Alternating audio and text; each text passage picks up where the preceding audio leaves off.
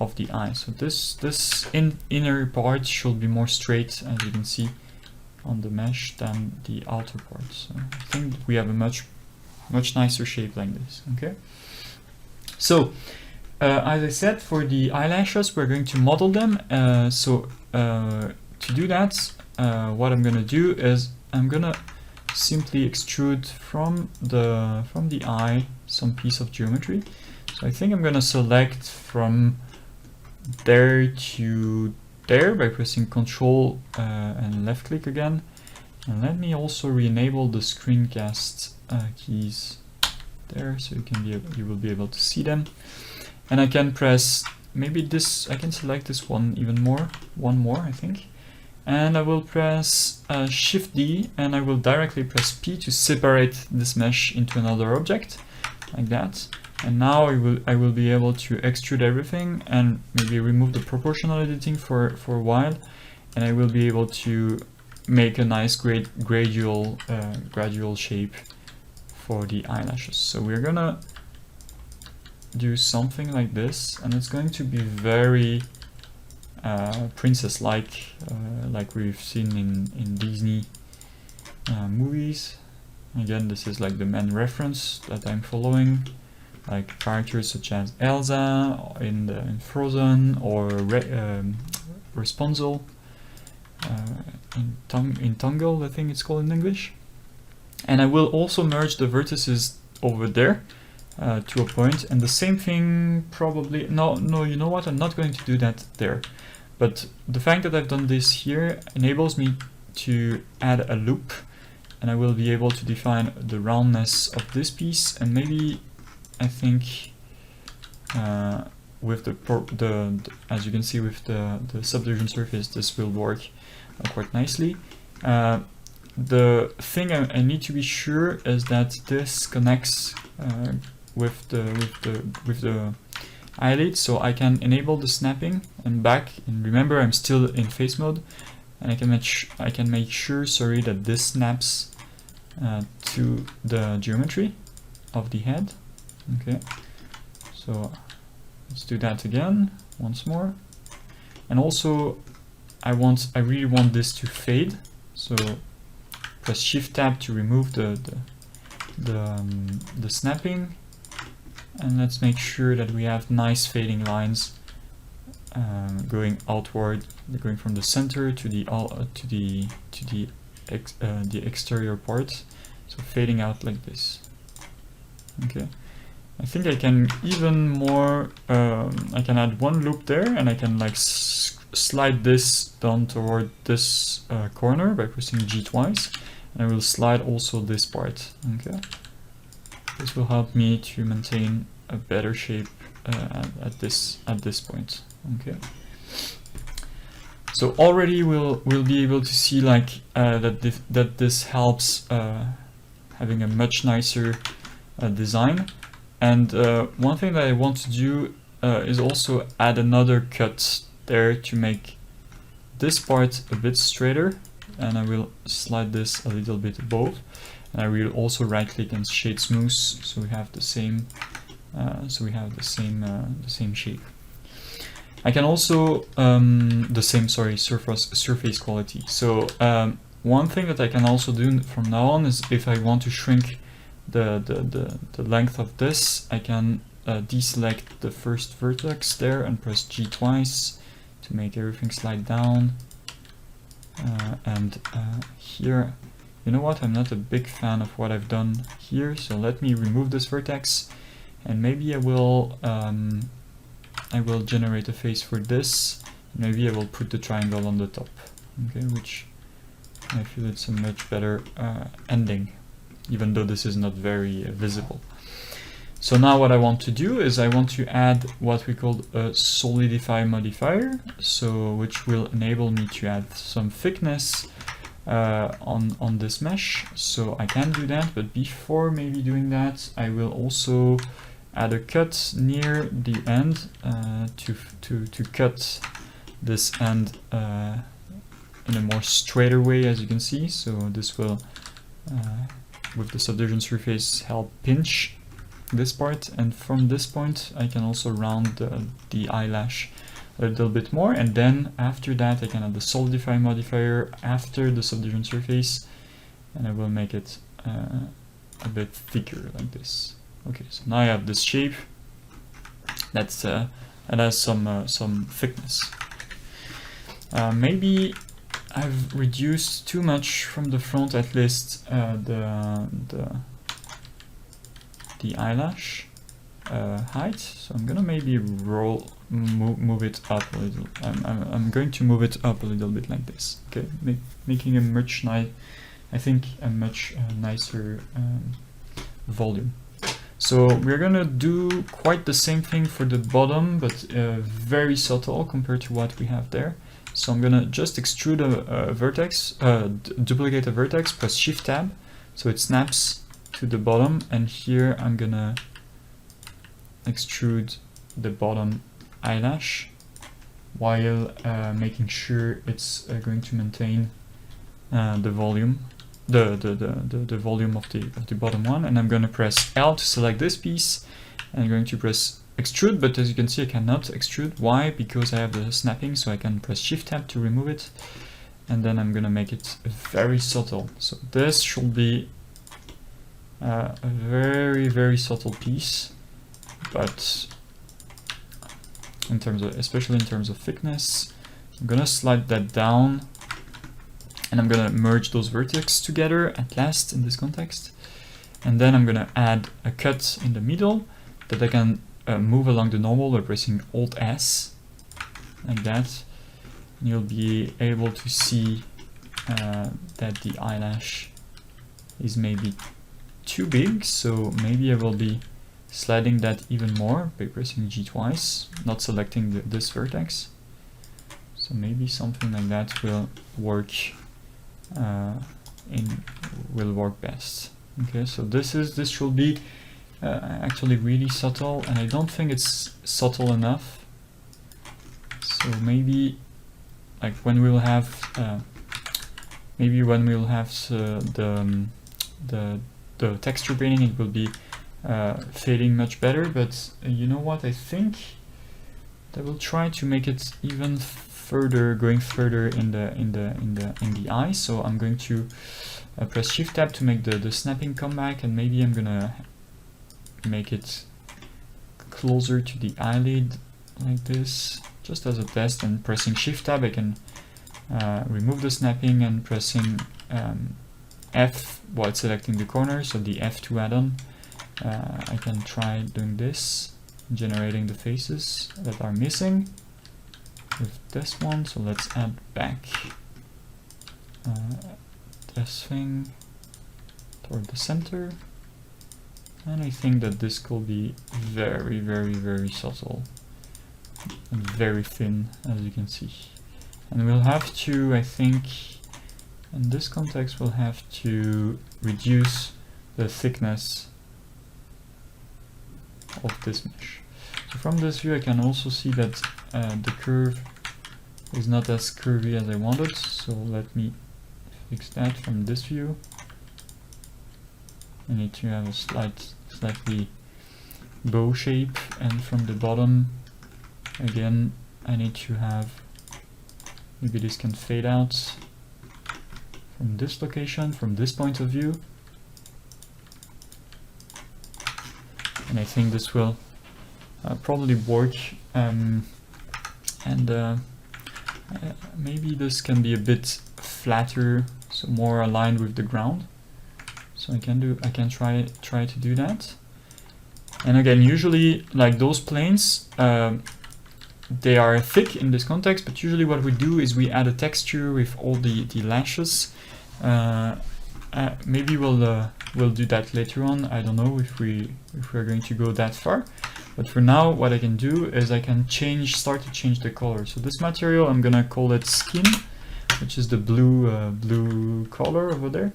And this one, I'm going to press the 2 button in order to generate a new material, and I will call that eyelashes. I think it's called like this. I'm gonna change the color to a darker color, and you can already see how much this affects the character and how much this makes the character looks way more feminine. Okay, so maybe I can bring this even closer to the corner, adding one more cut and compensate for it. So let me make sure that this goes back to the right place. From the top view, using the Alt-Z, so the X-ray, I can do it even in a way easier manner. Something like that. Let me correct the curve a little bit. Something like this will probably work and do the trick. Okay. And I can also move this higher in order to rotate and make a nicer transition, I think. So you can take as much time as you need to explore, to test in this situation, but I'm going to move forward with what I have right now. So the next piece that we can do that will have a great impact is the eyebrows. So in order to do that, I will also duplicate two vertices from the eyelashes, because I'm going to use the same material and the same thickness. And what I can do is I can press Shift Tab, okay, to snap this loop, this geometry to the mesh while pressing G, of course. And then I will be able to generate the eyebrows. So to create the eyebrows, I can extrude them on the mesh. You know, it's also sometimes a good idea to display the wire of the mesh, so I can do that. So I'm sure I'm close to the topology that is lying under the mesh. So this is what I can do. So something like that, and you will see that I will follow a line and I will make the eyelashes go down, maybe till this point. And I will also make sure that the eyelashes, by pressing L, are separated in another mesh, so that this is what I can do. And now I can work with them, maybe adding one cut there to make it straighter near this loop. And I can refine them, making sure they're gradually moving down. Maybe here they are bigger, going up.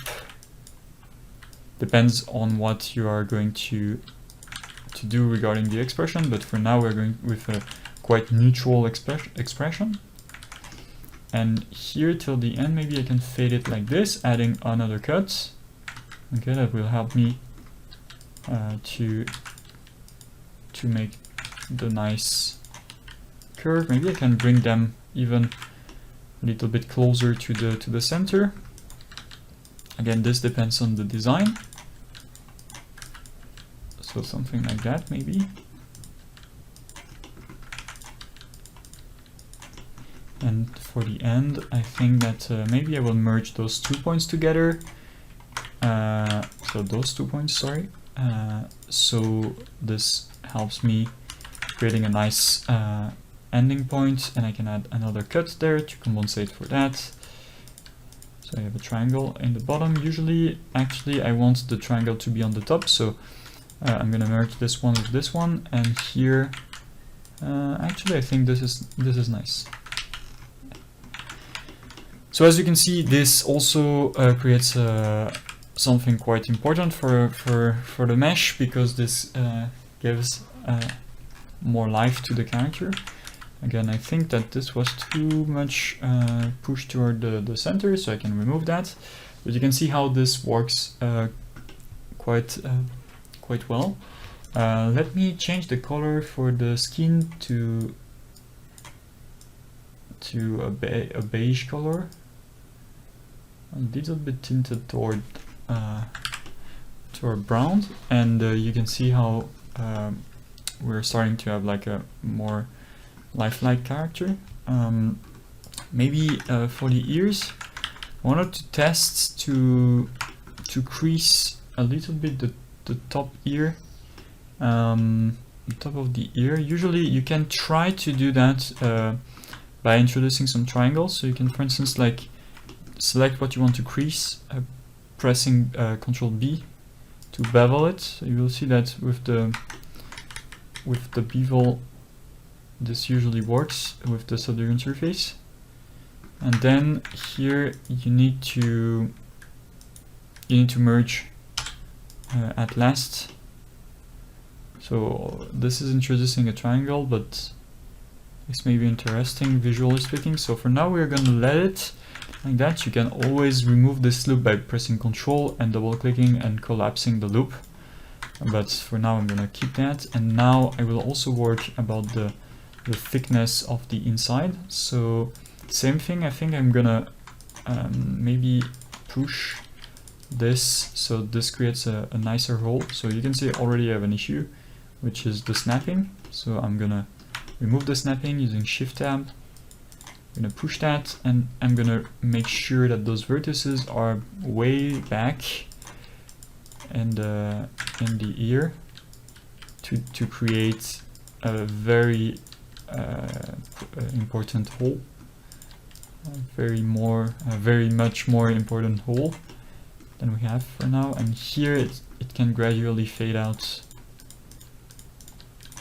like this. You can see how this shape works a bit better for now. And I think that from this point of view I can also move back this slight border forward, and I will be able also to, from this point on, level up the back. So you can see we have a much more readable shape here. Okay.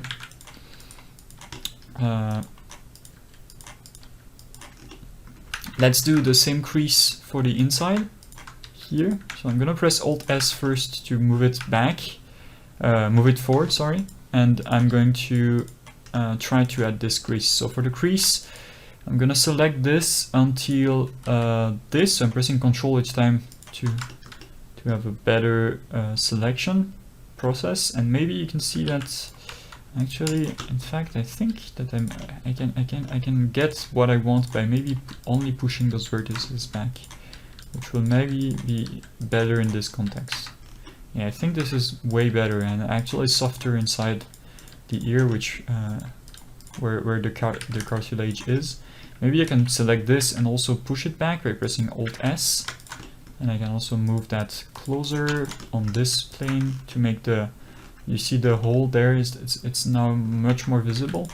And from this point I can also maybe push this vertex a little bit forward to have a nicer transition from there. Okay, so you can see how now I have a much better ear, much more defined ear. Inside I want this nicer loop, so I'm gonna fade it toward the center. And I think that's this shows enough information and enough detail for the style of the character. Of course, if this was a more realistic character, I would have spent much more time to do that. So now one thing that bothers me is this eyelet there, so I need to go there and to fix it. So in order to fix it, I think I need to maybe enter the sculpt mode there. I will smooth things a little bit, and I will try to make a nicer transition from the corner of the eye to the nose. So I'm gonna slide some vertices there. Okay, making a nicer, a rounder shape. Maybe here I can slide a few vertices, sorry. You can see how we have a much nicer shape transition there. Okay. I'm starting to get quite happy with what we have right now. The thing that I want to do is to come back to my blueprint there. You see how I'm still quite close to what I wanted in terms of design. Maybe the eyes are slightly different. Maybe we can like try and explore. I'm gonna add a new, by pressing plus, I'm gonna try to add a new increment, sorry, my file, and I'm gonna try using the proportional editing. I'm gonna try to move everything, but I need to select also the eyelashes for manipulating this and entering in edit mode. And you can see how maybe I can try, especially here, to bring things a bit closer. Okay, let's go. Well, let's press Shift Tab and let's go back with the 3D view. I think this can work, as you can see. It's quite interesting, the shapes. It's even more round there, and maybe I can create a nice shape for the bottom there that is a bit more defined and more square, more angular. And also we bring this closer to the inside, this loop, and I think I have something much more interesting here. Okay, so for the next thing that I want to do, I really want to introduce some hairs, and I'm not going to use hairs that will be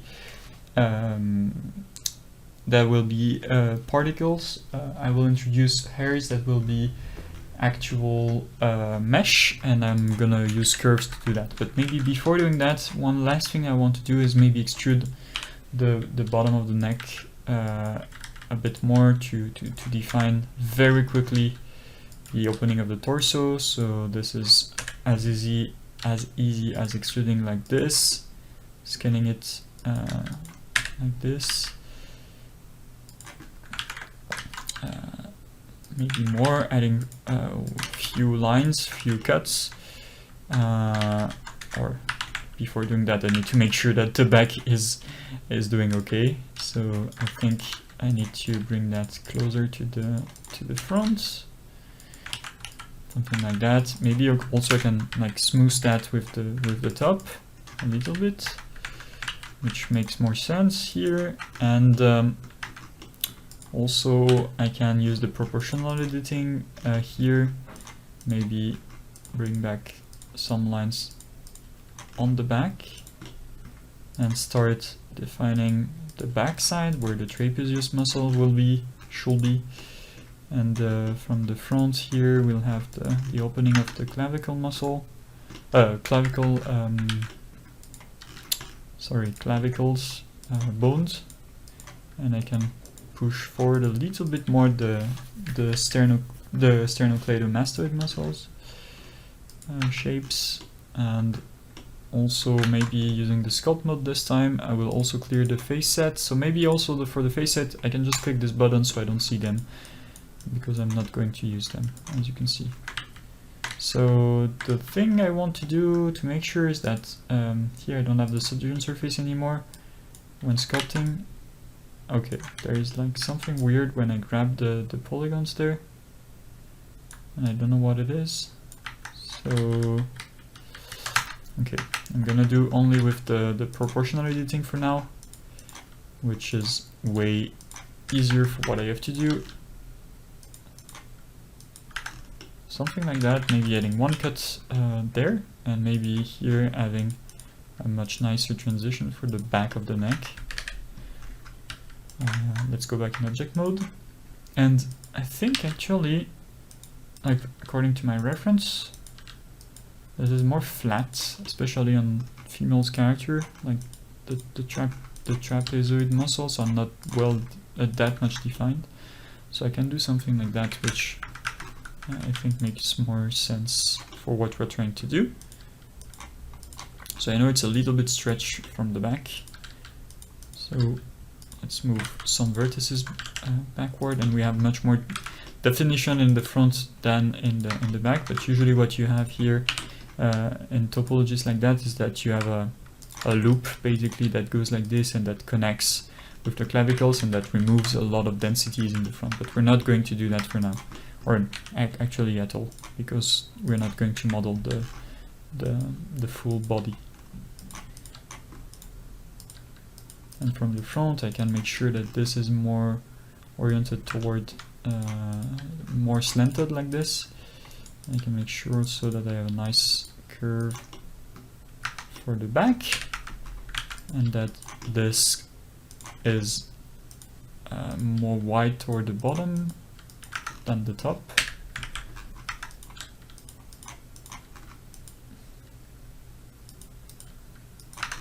Something like that will probably do the trick, and then I can select all my neck, pressing Ctrl+, and maybe smooth it once, which will help me define the shapes much better. And I will select also this edge and make it go down a little bit, just to start defining a little bit more the muscles for the neck. Something like that, and here maybe adding a bit of smoothing too will help me. Making sure also this is not so defined. And you can see how the neck starts to get a little bit squarish, which I don't want at all. So I'm going to try to get back this a nice round curve for the neck by selecting through.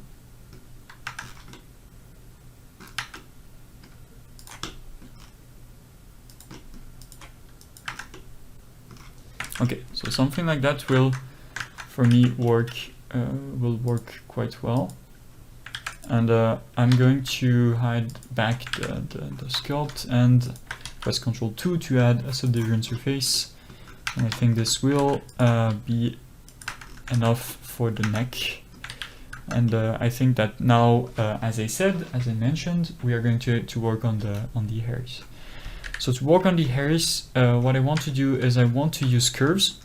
So first I'm going to save, and to work with curves, I'm going to simply define a profile for my curve. So I'm going to use the curves there, adding a Bezier curve, okay, a circle one, and pressing tab, I will define a shape for the profile of my curve. So I will be able to scale here the vertices, and each time you right click on a curve, you can also make sure you mirror it on the X local. As you can see, this helps defining a nice shape for the points.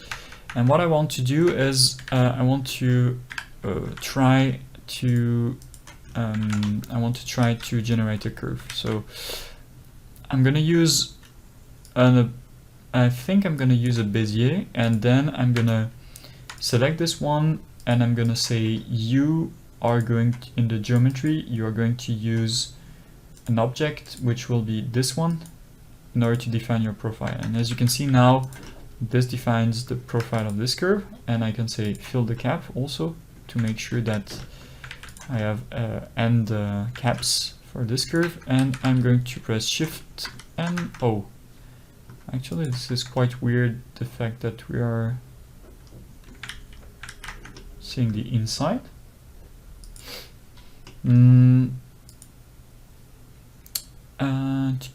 I think we have backface culling, which was not helping in this case. So I'm gonna bring back backface culling, and also I'm gonna make sure that this is not in front, so which is the case, so perfect. And now what I will do is I will define some strands for mainly the sides. So I will scale this curve by pressing Alt S, the volume, and I will start like extruding this curve for the sides. So for now, it's mainly going to be simple stuff, and I can extrude, like you can see. And I'm gonna press Alt S to taper this curve as it goes down. So it's going to be a very repetitive process, but we are going to do a first pass with that, and then I can do like Shift-D to duplicate this curve, and I can like start by placing my curve. So if I press Ctrl T, I will be able to tilt the curve on itself, around itself. But for now, what I'm looking at is making sure that I got the volumes right, approximately, and then we're going to refine it. This is going to take a little bit of time, so make sure you are investing enough time with this technique, because in the end this will pay a lot, visually speaking, or at least for my case it always has. But as I said, as I mentioned before, it takes some time. So I'm duplicating some curves. Maybe I can duplicate even more, something like that, around the head. Okay, and I'm going to define the general shape. So maybe also one thing that you can see is that here and there I can subdivide between those points. Right-clicking, subdividing. This will help me getting more precision, more control over the curves. And for the backside, what I want to do is approximately what I have there. I want a nice blocking with the hairs coming back. And for the strands, for the bottom, sorry, I want something like this maybe. And make sure for this process you are taking some references of haircuts that you think are looking nice, and make sure you have like a very nice flow with your strands. And of course later on we will be adding more strands that will fill the gaps. So for now it's just a matter of like starting with something. So as you can see, I'm not like defining some very nice shapes. I'm just like defining the main areas, the main curves that will define my strand. So here I know that I will have a separating line, so I'm pushing back those strands so they come into each other. I can also scale them using Alt S, so the tips, so they don't fade too much. Something like that.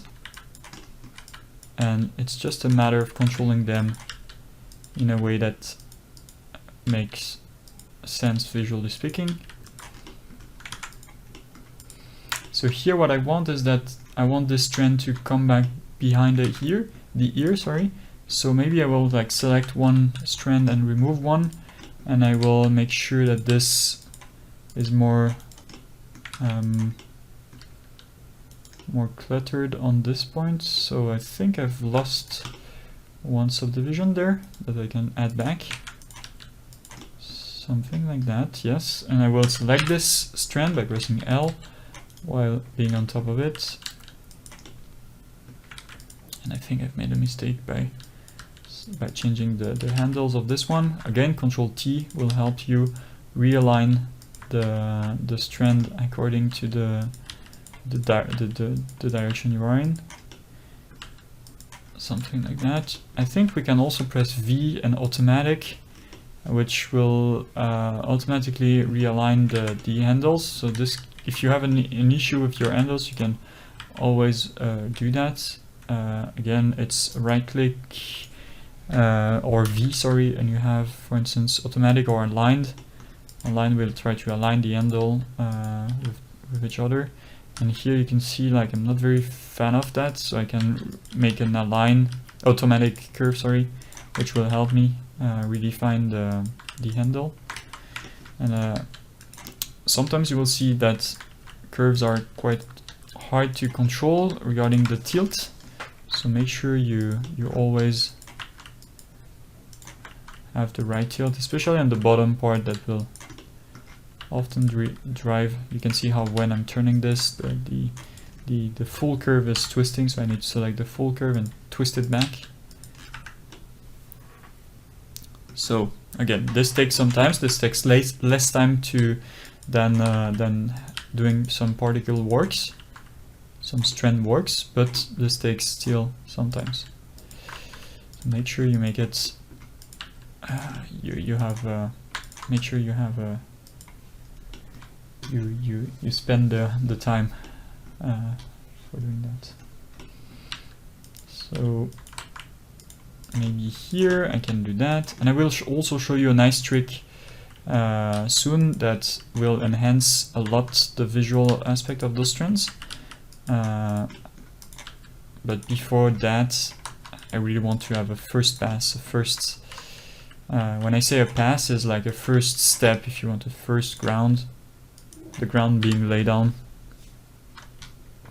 for this first foundation. Sorry, for this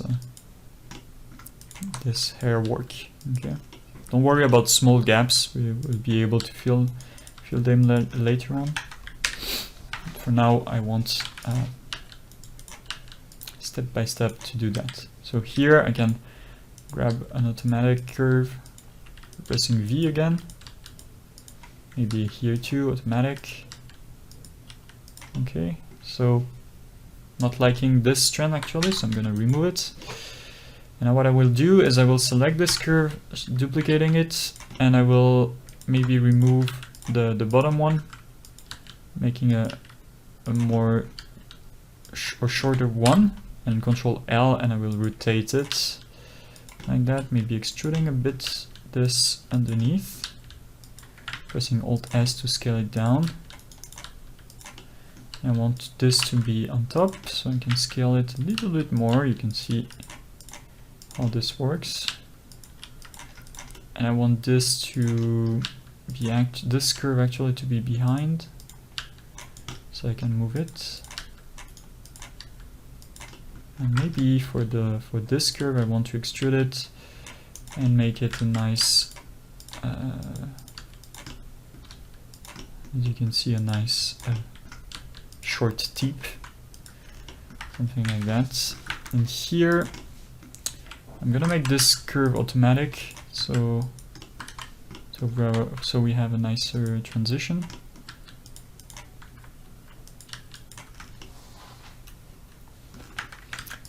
Okay, so I think I've covered the back enough. Now it's just a matter of like adding the front strands. So I'm gonna select a curve, so this one maybe, or this one, or just, you know what, just a few part of the strand. So maybe I can select 1 point, Control plus multiple time, or 3 times, for instance, in this context, and I will add the strands for the back, for the front, sorry. So 1, 2, and 3, 4, and 5. What I will do for this one is I'm gonna select them, press Shift H to remove the other ones. Maybe I can remove the bottom vertices and scale the one that will arrive on the end, on the tip, and then selecting curves one by one will help me define the shapes even better. So making sure that we have some strands that are grouped together will help me define a nice haircut. And you can see how also like this one is basically following its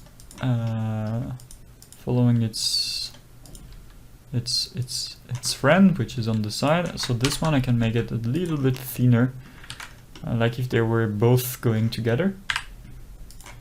I can also move this near the side. Maybe this one is going to be much more maybe this one is going to be much more subtle in terms of shapes, something like that.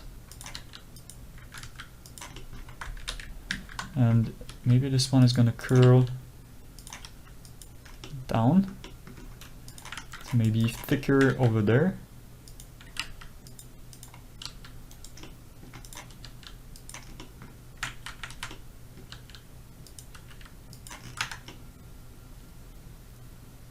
Okay. From the back, I think I can also, I will have to change maybe the thickness of some curves, and we'll have to cover the back the back of the hairs a bit more later on. So don't worry about that. So this one, I think I'm gonna separate into different objects the front and the back, so it's easier to manipulate. So I'm gonna select those front parts, press P, separate them, And one way also to visualize things is to use the random color in the viewport display. So now I know I have a much easier way to watch my curves. So I'm gonna select this one, scale it down, change its thickness, maybe make sure that this goes along with the other one, and maybe scale that down toward the point. So pressing Alt S again. And I'm gonna try to make it nicer transition so I can smooth the shape. So in order to smooth the shape, you have to right click and use the smooth option there. You can also smooth the tilt, which is something I discovered quite recently in the right click menu of your curve editing. And I will make this one go maybe a bit closer to the forehead. Maybe let's bring back this a bit to the top, pressing Ctrl L to adjust for the tilt. And for this one, I'm gonna make sure it's gonna cover this part nicer, and I'm gonna make sure we have a nice thickness, which is not the case. I'm gonna press Alt S there, and I'm gonna move it close to the inside. And what I want is I don't know the term in English, but I want a gradual set of curves for the front there. So Alt D, Alt D again, Alt D, and Alt D for the final one. And what I want is the same style of strand that we had there. I want them to be as a block. Okay.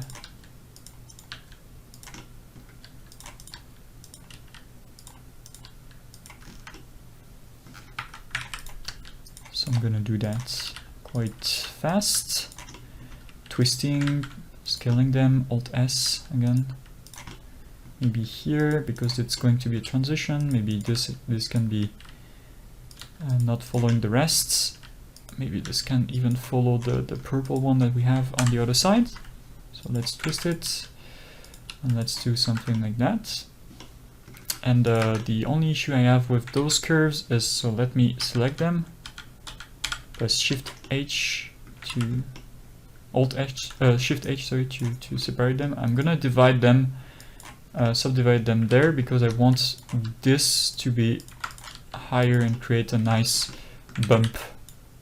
Okay, so I want a really nice curve over there to introduce more volume. Okay, so pressing Alt H, I will make everything come back. And I'm not a huge fan of this side for now, so I'm gonna make that go down. And from the back curve, I think I'm missing a little bit some vertices. So I'm gonna select the center, press Ctrl plus, and add an intermediary point there, and just one cut. It's going to be alright, I think. And I'm gonna help the volume to be more defined on the top there. So I can twist that to add more coverage.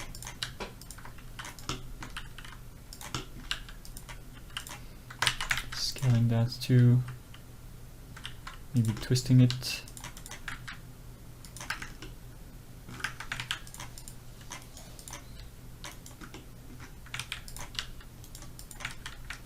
Sometimes hard again to pick the right curve. So again, a good way is to separate that into a different mesh, but for now it's okay, I think. I'm gonna use the proportional editing also to help define the thing as a block, as a whole.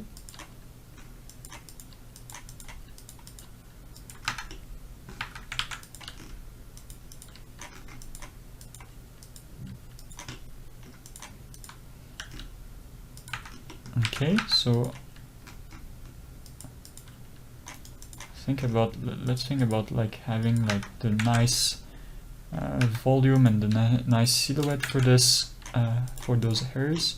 Here I know that I want like this to be covering the ear, so I can do something in this way. Okay, so I think I'm getting something interesting. I still need a lot of work, of course, a lot of coverage there. So I'm gonna duplicate this strand, make it rounder, and maybe disconnect it from the other ones. Something like that. And you know what? I'm gonna press Ctrl plus and subdivide it maybe twice. And so I can make it a bit disconnected from the rest, something like that. Creates a nice hole in the center, and Ctrl L, sorry, to select it. And maybe I can change the scale of this one. Move it maybe down closer to the head.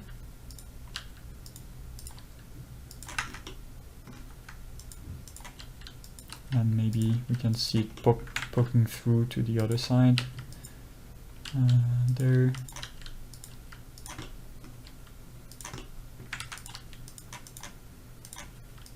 So Ctrl L again. Maybe I can, in order to select it, I can scale it a little bit. I don't think it's this one. It's going to this point. Okay. So it's a bit too flat. So let me press Ctrl H to, or Shift H, sorry, to hide only this one. Maybe for this one I'm going to press V and automatic, so I can get back my handles in a more homogeneous way. I'm gonna make a nicer tip. I don't know why this one is very important there in terms of size, but in any case I can do that. I'm gonna think about the front a bit more. Alt S there. I really like the coverage there, and maybe you know what, I'm gonna turn it even to a pointier shape there. So pressing Ctrl L to readjust my tilt. Okay, so we're getting closer to something that I think can work nicely. So now let's add some strand for the back below the rest of the head. So to do that, I'm gonna select one curve. So for instance, this one, duplicate it and press P, separate it in another object, and I'm gonna remove the back from the view. And I'm gonna press and I'm gonna align this curve with the back, maybe removing a bit, removing one vertex, and pressing Shift Tab I can snap now my curve directly to the head, and pressing Ctrl T to turn it. And this is exactly the thing that I need for this part, is basically to have a basic coverage of the back of the neck. So here I can duplicate it, turn it, duplicate it, turn it, duplicate it, turn it, and basically have this layer of hairs for the bottom. I can also maybe scale Alt S this bottom layer, and also I need to make sure that this tilts accordingly for the back.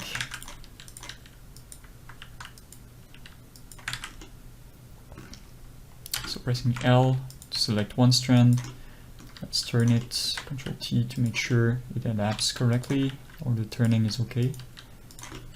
Again, Ctrl T, rotate it to the right location. Okay, make sure the snapping works well. Maybe I can try to V automatic to make all the curves automatic, and Ctrl T again for this one. Maybe this is the last one. Okay, so press L, select L to make sure we have something that works. So here you can see, we can see the strands below, but of course this isn't so nice. So Okay, let me make sure that this is not in the view, the sculpt. Okay, I need to press Alt S again for the bottom one. And also from the side now I can extrude that and press and make sure that I'm not in snapping, Shift Tab. You can extrude that and Alt S like that. And maybe what I can do is right click and use the random. Oh, apparently there is no randomization. So in any case I can like I can randomize those points myself. So extruding like nice tips and scaling them down close to 0 scale for the end. Making sure they go in, out, making sure that basically everything there is messy. Don't worry about the tilts, we're gonna work with them, or at least control them later on.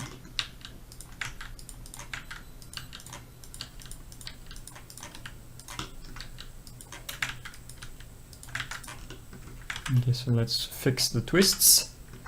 Control T, select L, Control T, L, Control T, again L and Control T. So we have a curve there that I can fix closer to that can scale closer. L, Control T, L, Control T. Again, we don't care that much about those trends. They're going to be very subtle and not very present in the hair, in the hairs. Alt H, but they create still some volumes that are quite interesting, as you can see. So let's remove the visibility of the sculpt. Okay, I need to cover way better this part, or push back this toward the center. I'm not a huge fan of this pointy strand, so I'm gonna remove it. And I'm gonna scale this to the minimum level. And I'm not a huge fan of this, so I'm gonna scale that. Maybe I'm gonna scale everything for the back there and move it toward the center. Yeah, I prefer that much better. I think it's much better. So now what we can do is we can go to this one and maybe select, you know, the bottom strands. We can duplicate them, press P to separate them in another object, and we can make sure that they are inside. And we are going to select the head, and we are going to adapt those curves. Add some randomness in those curves. Again, this is to help with the coverage of the curve, of the hair, the back of the ear. But mainly the thing you need to remember when dealing with hairs is that you have a global strands, or like global flow for the strands, and you should have directions basically that are very clear, and they should look as one unified, not one, but as one or two unified volumes. Okay.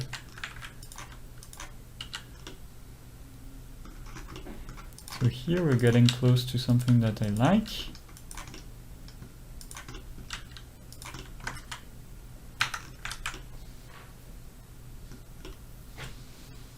We're still missing a little bit of nice volume there, or at least it's taking too much space. We can make that closer to the head for the silhouette. Yeah, this looks nicer. I don't like this either to poke through. I don't want this. I think it's this. Yeah, it's this string. So let's move it back to the center. And you know what? There is one thing that we can do too, is we can extrude some strands in the center of those big strands coming out. So for instance, like this. You can extrude one there. And this adds a bit of variety in the mix.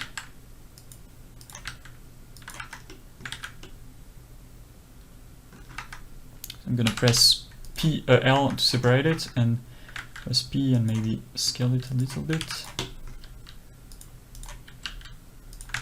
I'm gonna scale the tip down like this and try to make a nice subtle curve. You can see it's much more subtle, but if we are able to repeat that in some parts, we'll have a nice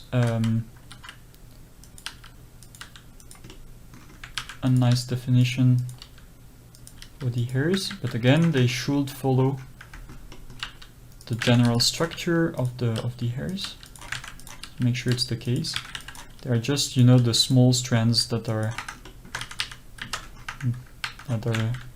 breaking a little bit the volume that gives some interests in the full design, like we've done basically for the back. So let's add one maybe on the other side. You can see how I will have to rework a little bit from the top view the balance of the hairs, because I think I've lost volumes. I think I've lost a little bit of volume on the outer part for this. We can see it already. So to do that, I'm going to select every piece of hairs. So this. Can you hide? Okay, so I'm going to select this, press Shift G, type. So I select the same type, I deselect the bevel, like the profile, so I can select everything. And I'm gonna like select a piece there, and I'm gonna, using the proportional editing, I'm gonna try to gain back some volume. So the issue when you're multi-editing is that you need to select the things that you want to move, so they are not colliding with each other. Okay, so let's select this one. I think I can have a much nicer end for this strand that maybe goes inside.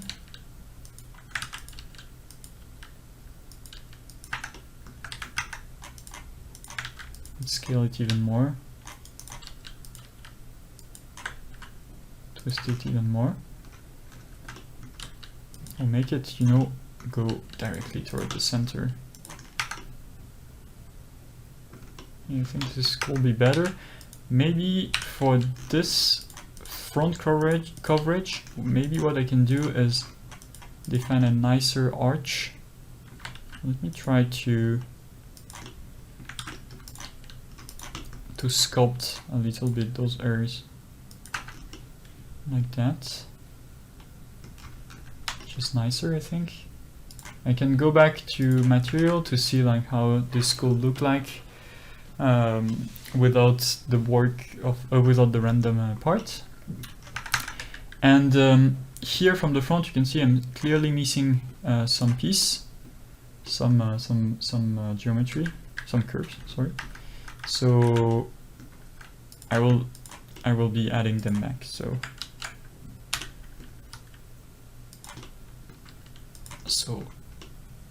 here, maybe starting from this one, sorry. I can do that. Let's look at how it works. I think it works well. Here, maybe I need to scale it down a little bit more. And I think I really clearly need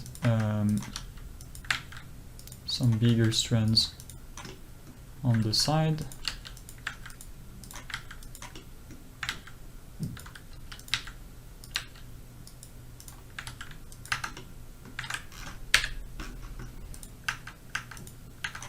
And I don't like, of course, tips that ends like that. So what I'm gonna do is I'm gonna scale them a lot.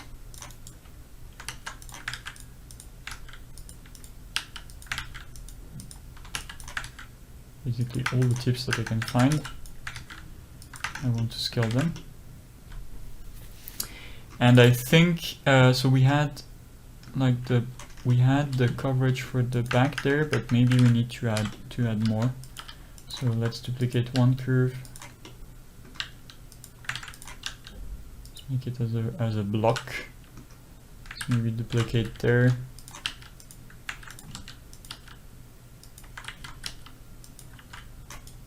Control L, Control T to twist it.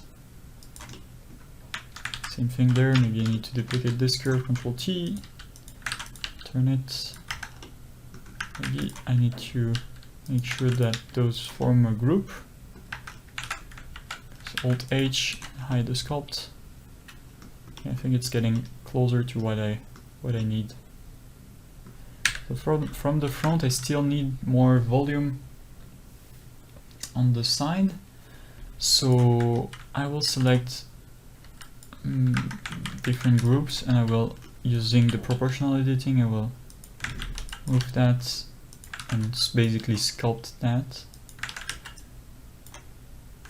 I can also select everything and press Alt S to scale all my curves a little bit more. I know they will collide more, but I think this will give us a much better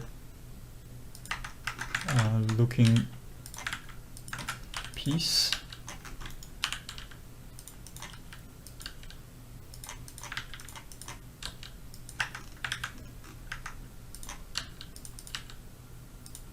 So I can do maybe this.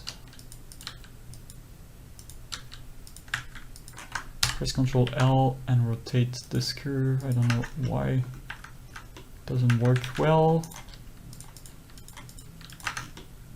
Something like that seems to start looking nice. Okay, it's, as you can see, it's work. You cannot have like something working right away. You have to spend the time and effort to find those shapes.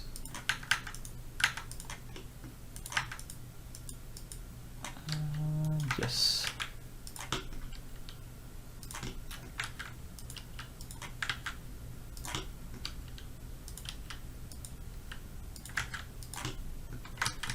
So yeah, I don't like this, so I'm gonna scale it a little bit. And from the center, like all those strands, I think should be maybe bigger. The only issue I have is that I don't want them to finish like that. So maybe I'm selecting this and scaling them as a group will help. Or not.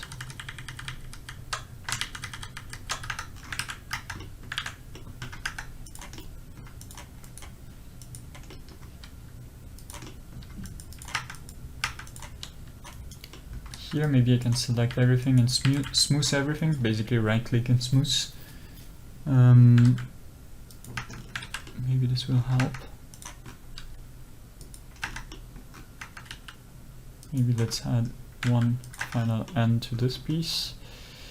And let's hide this and let's try to remove the hard cut that we have there.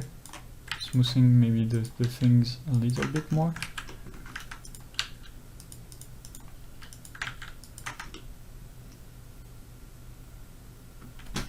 Pressing Alt H, hiding the sculpt. So yes, I think we start to have something that looks interesting, and now I'm going to show you the tricks that I was mentioning. So the first thing I want to do first is to maybe play a bit with this volume. So I'm going to make sure that maybe the center of this loop is maybe, as you can see, more defined, like that, which I like much more.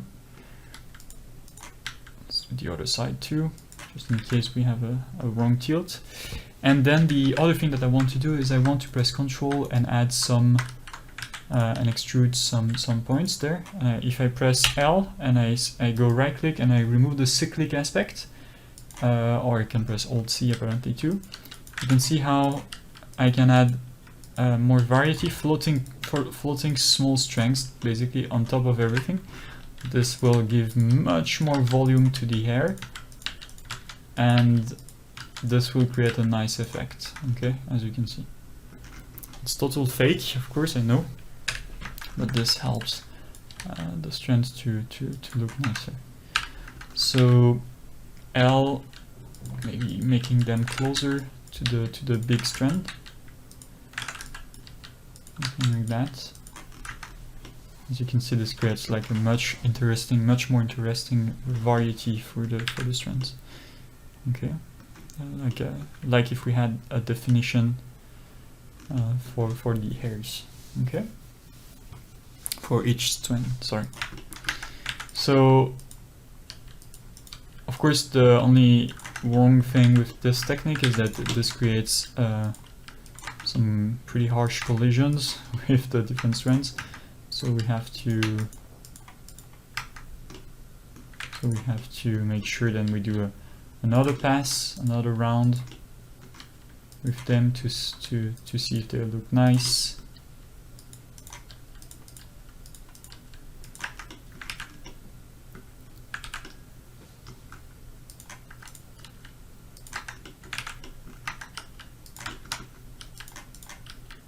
So I could spend a very long time actually working with those kind of strands. I think I need to here. I'm gonna duplicate one vertex of the curve. I'm gonna add like the sideburns.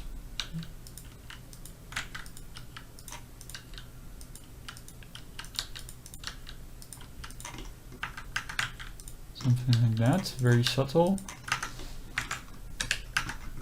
Maybe even like more short. This will maybe be more interesting, and I will duplicate them. Doing this one to make it, as you can see, as a group. And then I will duplicate it. Oh, I don't have to duplicate it to the other side because we are not going to see it, as you can see. So, making sure from every aspect I got the right curves, the curves actually that I want. So here I'm gonna subdivide, right click, subdivide, because from this point I want to have like a nice curve shape. So make sure that this is maybe a little bit flatter from this side. I really want a big volume on the outside here to see this big volume there. Like if gravity was like putting all the strands together, inflated together there. So maybe I can even scale even more my points there and make maybe groups that are much more visible. Okay, I'm gonna turn this curve a little bit down too. As you can see, this curve looks more flat on the top, which is quite interesting, visually speaking, I think. So I think we're getting there piece by piece. Like it's taking time. Again, this is quite a hard work, but it will pay in the end. It's again, as I said, it's way easier to do that than the strand, the hair strands with particles, but it still requires a lot of attention to detail here and there, like making sure like everything looks great from every point of view, adding the right amount of details where you should have some, and making sure you're not giving too much information to the viewer, to some part that you don't want the eyes to be looking at. So yeah, it's just a matter of like duplicating some curves, testing things,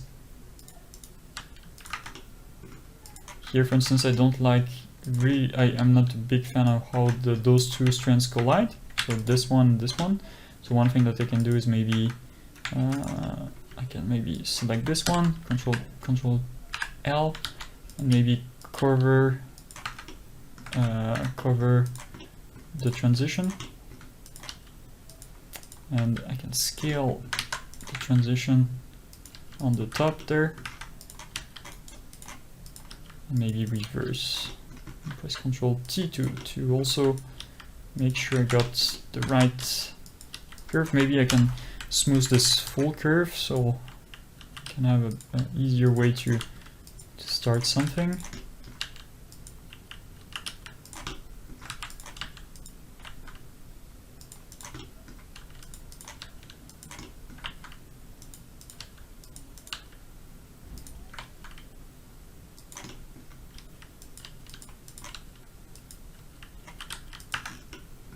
Yeah, this looks interesting because this goes out. This breaks a little bit the shape, but maybe it's too much.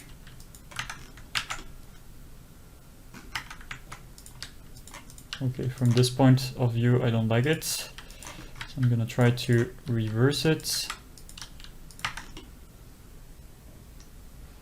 And there is a thing also that you can do with those curves. If you want, for instance, to have like something that curls around, you can do it. So for instance, like let's say that I want to curl this loop. I can press Ctrl T multiple times, and you can see I can start to curl this loop. You can do that with, for instance, every pieces in the front, or just one or two, something like that. For instance, this one is a pretty good candidate, I think. You can see, but for that you need more definition for your curves. So here, I think it's the resolution will be probably the resolution will be this, or maybe the resolution is for this curve. Let me check. Let's undo until we don't have the twist anymore. Maybe I will just do it for the end, for the twist of the end.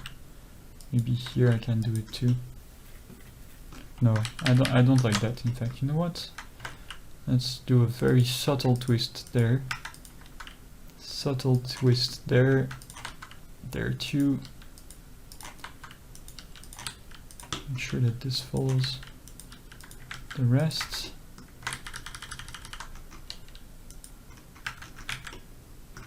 Maybe this curve that I really like because it defines a nice curve flowing down, flowing back to the ear. I can change it a little bit, and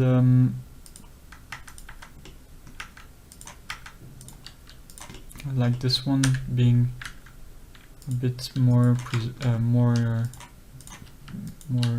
big, and maybe I can Control plus or just deselect this one, and I can subdivide there to have this new vertex. Maybe create a break. Maybe this one can be on automatic, so I press V, making it on automatic, and I can rotate this to have a better coverage for this piece. And I think this is much more interesting visually speaking, even though this goes too much into the ear. So we can move it up a little bit and scale it down. Also, I think we're getting something quite nice there. So what I want to do for now is I want to do a quick break from the modeling part for the hairs, and I want to add I want to do, without textures for now, I want to do a very quick shader work, just to have a better idea of where this whole piece goes. This is quite easy to do, don't worry. We're not going to do very super heavy shadering stuff. But for now, what I want to do is I want to go in the shading tab. I just want to hide the blueprint, and I want to select the head, and I want here to define for the skin color. I want to have a basic skin color, but I'm gonna desaturate it, make it darker, and then I'm gonna enable subsurface scattering, making it way saturated, and I'm gonna increase the subsurface scattering. So basically this is gonna merge with the desaturated color that we have there, and this is going to compensate. Okay, so don't worry about the texturing, we're gonna do it later on.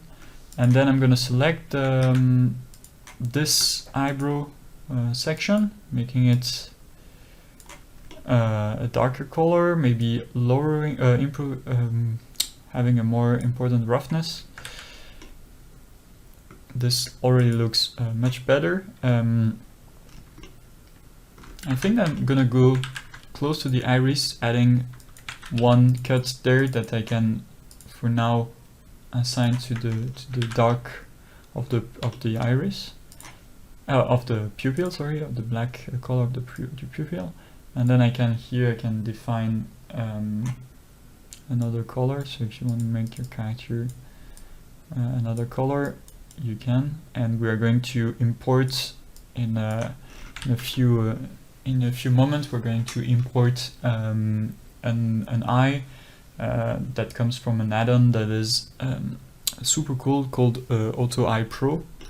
And if you want, you don't have to buy this add-on, but you can still create your own eye like we've done. I'm gonna press Ctrl-Shift S and add a new iteration on my mesh. And here for the hairs, I'm gonna try to, so I'm gonna call them hairs. I'm gonna try to create a gradient for them. So I'm gonna first remove the principal BSDF, and I'm gonna as an input, I'm gonna, sorry, not as an input, but I'm gonna use a gradient. So I'm gonna press Shift A and find a gradient texture. And just I want to see the gradient for these hairs. So you can see that we are not having the gradient in the right direction, but before doing that, I'm going to use the texture node, texture coordinates node, and I'm gonna, I think it's in the generate that I can get the gradient, so apparently not, probably with the UVs. I think with the UVs it's gonna be okay. For the curves, they should be UV mapped. Here they use UV mapping usually. So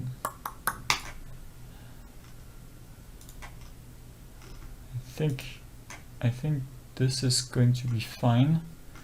And what we're gonna try to, I think we're gonna switch the order of the UVs actually. Let me press tab and enter in the here to see what options do I have for my UVs.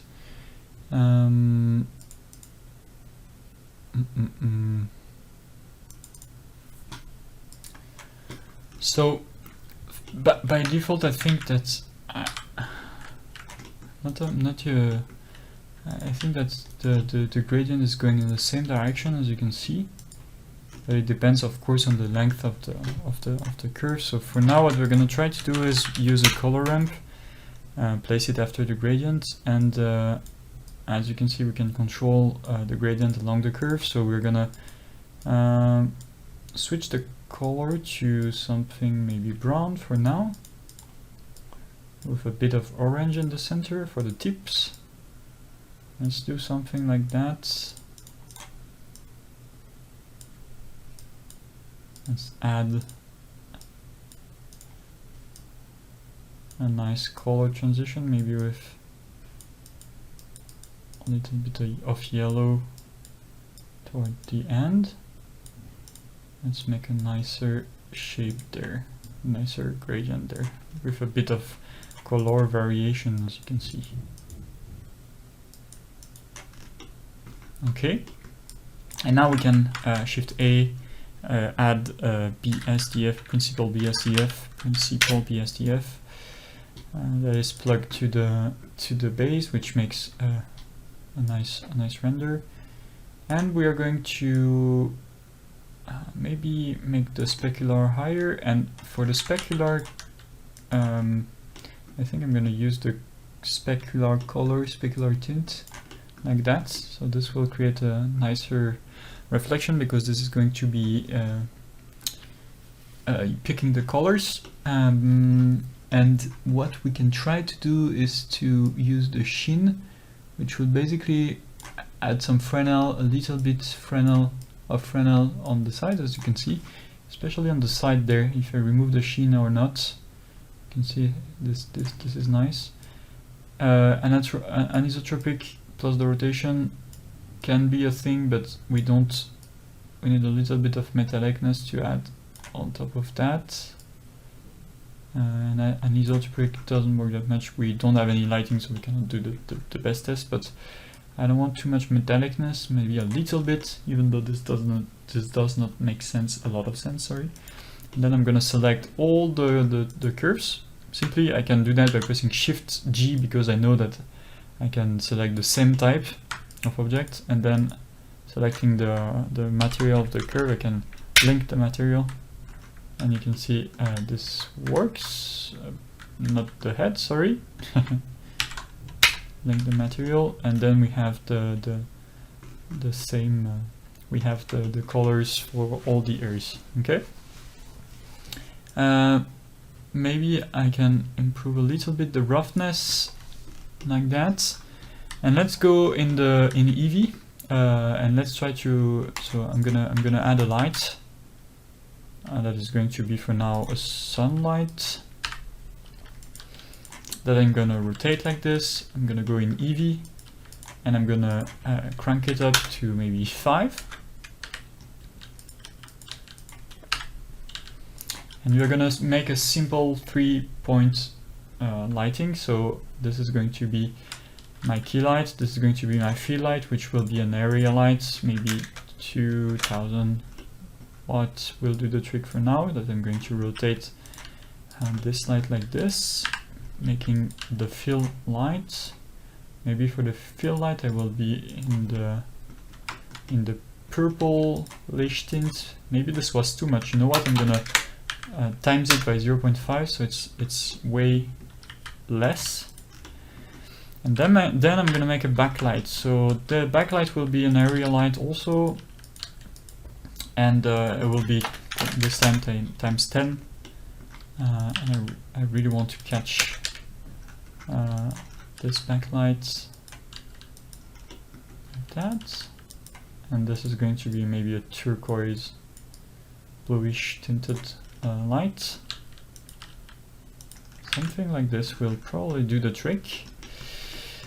And one thing that I want for this character, maybe for the hairs, you know, I know it's not very logical, but maybe I'm gonna add a little bit of subsurface scattering just to test what it looks like, and maybe adding the same color for the hairs. This will, you can see this makes the hairs a little bit more soft. I'm gonna remove the metallic aspect, which makes not that much sense. And also, you know what, it looks nice without too much specular too. So maybe we can push the roughness a bit more. Yeah, maybe something like that will suit me better. So let's go back and work a little bit more on the skin color. So I'm gonna make it more reddish, maybe a bit more specular, subsurface scattering, sorry. And maybe I'm gonna the specular tint is going to be full also, and maybe I will tone down a little bit the roughness like that. Okay, And one thing that I usually do is also I set up a HDR. So I go to the world. I will plug an HDR by simply using an environment texture, plugging it like this, and I usually go to HDR I11, so I'm gonna open and need HDR from there. The one that I'm using is called veranda.hdr that I found there. And then in order to have a solid background, I'm gonna duplicate the node, and I'm gonna make a mix shader node.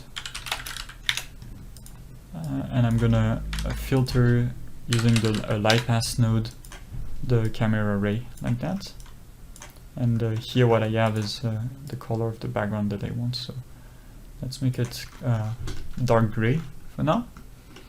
And here, this is basically the strength of the HDR, so I can turn it down to maybe 0.5, and I will correct my lighting because I think it's too much there. So maybe this is going to be only 500. Maybe this is going to be 5000. Maybe I can reduce the key light to 4. Even reduce a bit more the HDR. I can press Shift in order to lower the speed of my mouse, and maybe this now can come back to 800 a little bit to feel a little bit more the zone. And as I said previously, I want now to I'm gonna apply some effects too, so maybe ambient occlusion will be a thing. For this light I can also go and add the contact shadows. As you can see, this will bring a lot more detail for the hairs. Maybe also for the backlight I can do that. So basically it's all the shadows that are very that are the contact shadows, meaning like when two objects collides, it's going to add the contact. I'm gonna bring down here using the proportional editing. I'm gonna bring down a little bit the eyebrows. I think it looks much nicer like this. And also what I can do is I can go back in the EV settings, and I will be maybe adding, so ambient occlusion is a thing. As you can see, it works pretty well with the hair strands there. But I can also go and in the performances use the high quality normals, and this will help a lot. And also for the shadows, I'm going to use high bit depth, and I'm going to crank up the cascade to a higher texture quality, and I think this is going to be fine for now. So the next thing I want to do is to bring some eyes. So the add-on that I'm going to use is called Auto Eye. You can find it on the by Lucas Falchao. I hope I pronounced it right. And you can find it on the Blender Market. But if you don't want, you can also create your own eyes using this simple ball. So in order to make the eyes appear, what I'm going to do is, because I have already a good eye placements over there, what I'm going to do is I'm going to simply put my 3D cursor on this loop, so Shift S and go down, and I'm going to press Shift A and bring an auto eye like this, and this eye I'm going to press, I'm going to select everything there and press Shift S, selection to cursor, and I'm going to scale this eye so it matches with the rest. So you can see I have a lot of things to unhide. So basically I can unhide this collection, but maybe I'm going to select the blueprint and move them to a collection called BP and hide this collection. I'm going to hide this sculpt collection too, and now I have everything back. And I'm going to select the auto eye, but you cannot only select the eye because you have to select all the collection. So pressing Shift G, you can select pressing Shift G, you can select the immediate children if you want. Pressing Ctrl Plus, you can also expand your selection. And then I'm gonna scale everything. And then when I'm going to go in Eevee, sorry, you will see that the eye, when all the shader will be compiling, that you should have a pretty nice eye. But it's not nice for now because I need to check some settings. So that's exactly what we're gonna do. So I'm gonna select the cornea, and I'm gonna, using this add-on, I'm going in the layer settings. So I can also go in the world settings there and switch it to object. I don't know, it's yeah, it was a bit laggy. And I can I can select this the settings in the options there, and I can say it's already been set up, so that's perfect. And then I can go in Eevee here and check screen space reflection and enable the refraction, and you will be able to see the nice refraction for this eye. So now we're going to change a lot of settings regarding this eye to match Disney style eye. So let's do that. So it's pretty easy to do. You have to select the mesh that contains the cornea, not the cornea but the iris, sorry. And here in this settings for the shape keys, as you can see, we have tons of options. But if we press, I think it's if we press N, if I'm not wrong, we should have. So apparently it's not there, but the values are actually using a driver, which is quite strange. It shouldn't. So okay, no, they're located in this. Okay, so one way to tweak this eye, as you can see, I can make the pupil a little bit bigger. Not actually the pupil, but the iris, sorry. Which I think is better. Okay, then I'm gonna make the iris, not the iris smaller. So I think I'm gonna keep it like that. But the pupil is for sure going to be bigger. Okay, the cornea curvature can be a bit less. So something like that will work much better. I don't want cat height, and this is the size of the sclera, which is the white part of the eye. So now that we have this, I can work on the shader for the cornea. Here we have the sclera, which is again the white of the eyes. I'm gonna bring back the redness a little bit, like that, and I'm gonna lower down the imperfection to the minimum. I don't want veins to be appearing so much, so I'm gonna make them very subtle. Okay, so maybe now I can bring back a bit more the color of the white. For the sclera, make sure you don't use Flux or a tool like this, or in order to pick your colors, because this affects greatly your color picking. And I think like this it's okay. I don't want veins. I don't want the roughness of to tweak that. So this shadow is a fake shadow. I think for the outside there. I'm going to leave it like that. And now I'm going to select the inner part, and I'm going to tweak the eyes. So the fibers, as you can see, they are for the inner part, which for now works for me like this. So I'm gonna play a bit along with the options there that I have. Until I found I don't recall exactly yes, it's this that I want. I have much more details there. I'm gonna tweak the shapes, the crypt shape, apparently it's called. Make more randomness there. So the pupillary opacity, it's the thing that defines the outer shapes of the pupil. I'm gonna make it fade a little bit. The dark ring opacity is the outside, and this I want it to be quite defined. So let's bring it a bit closer like this. As you can see, works well, I think. I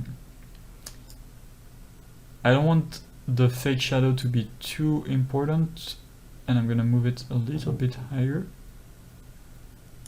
like that. The pupil hardness is going to be pretty well defined.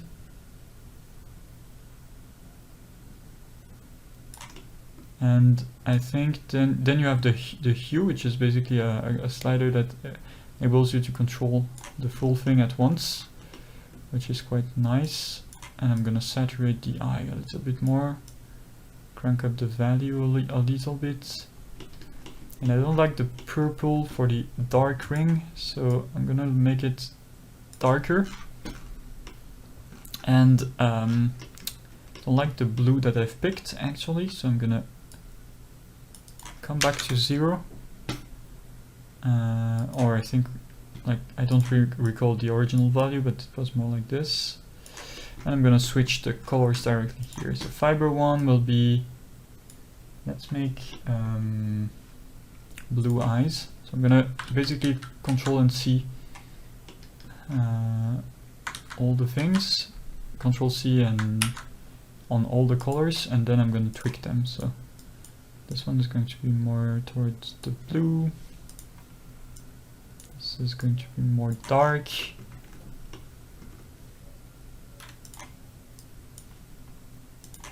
Color rates, maybe more green, a bit darker. Pupillary, oh yes, it's the outside of the pupils, of the eye, of the pupils. I'm gonna make it darker like this, and the dark ring is going to be even darker. So now I can tweak again back the size of the outer ring. Something like that, and then back down I can maybe crank up the value, lower down the saturation a little bit, and try another hue. I think the hue was quite nice like this. This is the distortion of the fading outside the pupil, which I don't want. Okay, I'm gonna try to work a little bit with those shapes until I get something that I like.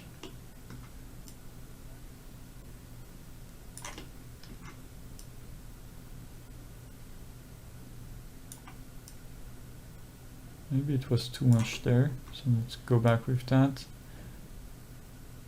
Let's check the contrast, the fiber contrast. Take the fiber distortion too. Maybe I can reduce the scale a little bit of my fibers.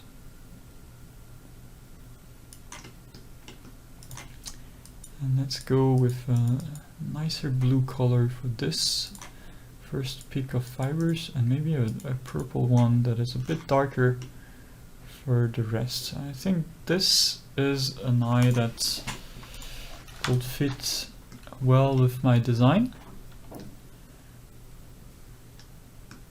And what I think is that I may be able to have a more interesting lighting with more lighting for the sun, which is the key light, and I can also tweak its color a little bit. And now what I'm gonna do is basically select all the children with this, Control plus to make sure I have this eye, and then what I can do is I can simply press Alt D to duplicate it and make sure it goes to the other side. So it's quite weird, the fact that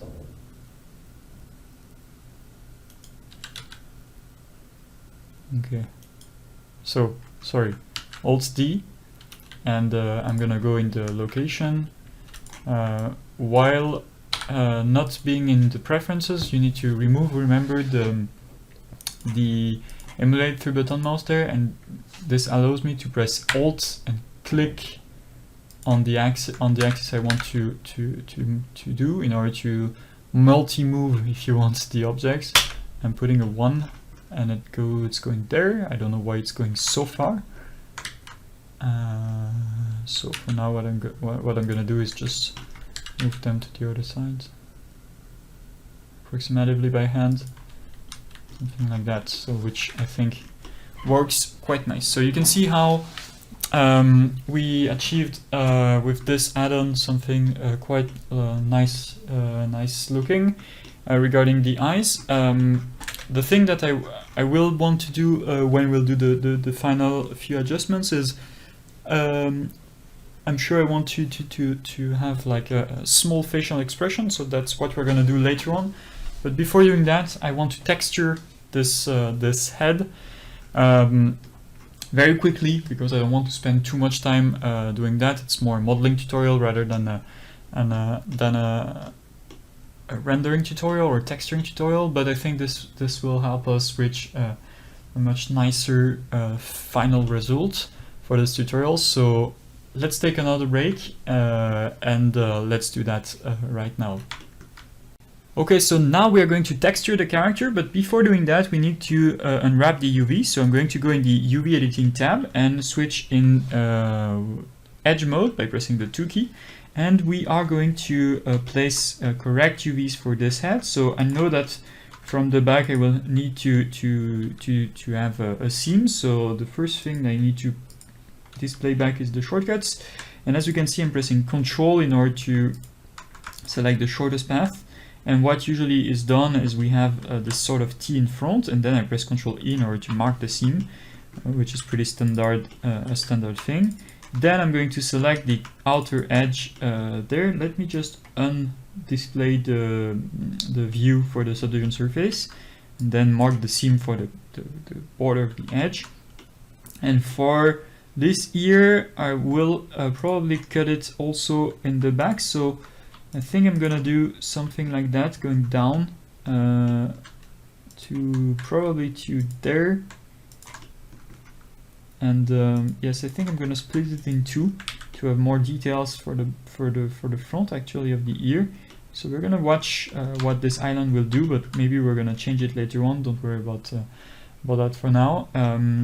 The nose is going to spread pretty well, I think, and then maybe what we can do is, of course, for the bottom we can here add some edges. So I'm gonna select this one as the active one. You see it's brighter, and for this one I think actually, you know what, for the front I think it's going to be fine. So let's test it out. I'm gonna apply the mirror modifier in object mode, select all my mesh, press U, unwrap, and I think that I have a pretty decent unwrap with that. The thing I can do is press N in order to go to the view and display the not the view, actually it's there, display the stretching.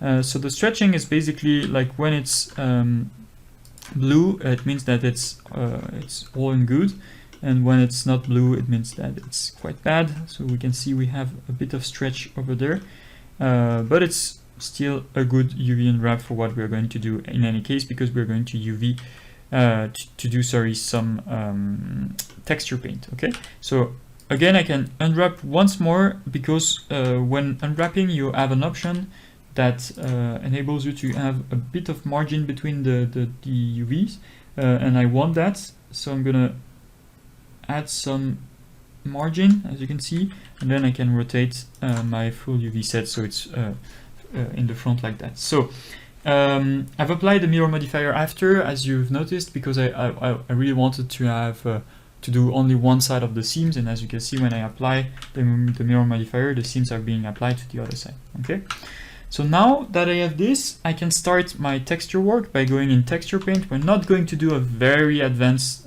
thing, but we're going to do something nice enough. So I'm going to press slash to hide the rest for now. And then I'm going to, in the texture on the top, I'm going to generate a new one like this. Not there actually. Yeah, in any case, I can open it. I can create a new one. I don't know why I don't have access to. Oh, it's in texture slot. Sorry. So if you want to move in the header using the the tablet shortcuts, you can press the Alt key in order to do that. And then here I can add a base color, which is exactly what I want. And the size of this texture will be 2K, which will be good enough for what we have, what we want. And then I'm gonna make it more toward the beige color, something like that, and I'm gonna press OK. And as you can see, it's already being set up for me in the background. So if I'm looking at the skin modifier, the skin texture, it's already selected and plugged into the base color, as you can see. So now let's go back in the texture pane view, and we are going to color this. So I'm going to go out of perspective to do that, and I'm going to right click. Usually I right click to paint the colors. So I'm going to pick a very important red, and I don't know why I cannot paint right now, so let me check what I've done wrong. Apparently it's not painting on the face right now. I don't know why, so let's find the solution. Yeah, the issue I have is that I've created this texture, which is the alpha, so I need to remove it because, of course, this wouldn't work with such an alpha. So let's press 5 again, and press Shift F to lower down the thing. But you can see that already I've made a mistake. I'm not painting in symmetrically, so I'm going to press N, go to the tool, or you can go here in the brush settings too, and you can go in. I think it's not advanced, it's symmetry, and you can mirror on the x-axis, which will do a better job. So as you can see, the first thing I'm doing is like usually I like to do is I like to paint the eyes to paint very broad first. So as you can see, I'm painting very broad zone. So here I'm painting the mouth like that. I can even go in 2D in order to do that, and you can see that I'm doing a first pass. I know it's not very nicely looking, but don't worry, we're going to tone that down later on. And I can press S at any point in order to paint back, to pick back the color of the head. As you can see, S is the key. So if I press S, I'm going to pick the sample, basically the color that is below the cursor. And for the ears, actually what I want to do is like paint them in 2D, so there is no symmetry in this view, unfortunately, but this will work, I think, like that. We have nothing, we don't have that much things to paint, that much thing to paint. And now what I want to do is to maybe go in the material view, and I want now to select, reduce a little bit the opacity, and I want to blend basically my colors. As you can see, this is going to work better. So basically what I've done is I've added more red on the mouth and more red also on the nose, because this is where the vast majority of blood is going to reveal itself, because the skin is quite thin over there. And you can see I can bring back a little bit of that also, but I need to be for now very subtle and tone everything back. Okay, so the idea is to first be very broad and very not subtle at all, and then tone that back down and to make the transitions between the different parts of the face. I can add a little bit of red around the cheeks and create a nice blending like that. And one thing that I will do also for sure is I will have to extrude the lips later on, so I will do that later on. But one thing that I want to do is to make some ambient occlusion by myself. So I'm gonna tone down this red maybe darker, like this. By right clicking I can access the color, and I'm gonna paint the nostrils darker. Okay, and I'm gonna paint maybe the back of the eye darker too. And you can see it's more subtle in the 3D view than in the texture. It's because also in the shading when you look at it, we didn't plug that to the subsurface color. So if I plug that to the subsurface color, you will see it's much more visible, and this is what we're gonna do. So let's go back into texture painting. You can see now it's less subtle. Okay, so let's do that for the fake ambient occlusion. Maybe I can lower down the opacity for this part, and again I'm gonna tone down the things around the corner, but I still want to make a nice looking ambient occlusion for the top of the ear, and by sampling again the red and the beige, I can tone that a little bit down. As you can see, I'm slightly bringing back the things. Okay, so the nose is too much red, so I'm picking the beige and I'm going to tone that back. The nostrils, you can bring them back a little bit and blend maybe even more with the rest. Maybe for the side of the nostrils I can add a little bit of ambient occlusion like this. So simply I push dark colors and then I blend to the outside of my edge, as you can see, very slightly. Like that, I can tone that back. Let's bring a bit more red to the top of the nose and tone that back also a little bit. So it depends on how many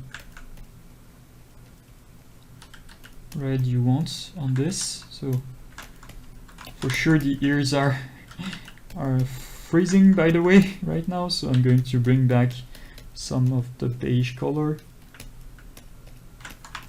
And yeah, sometimes you will paint polygons in a wrong way like that. So you will have to come back and smoothly make sure everything is round and nice.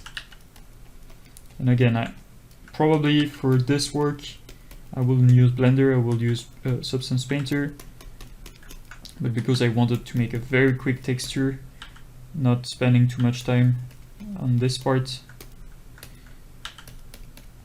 just to make a nice looking render, I can do that like this.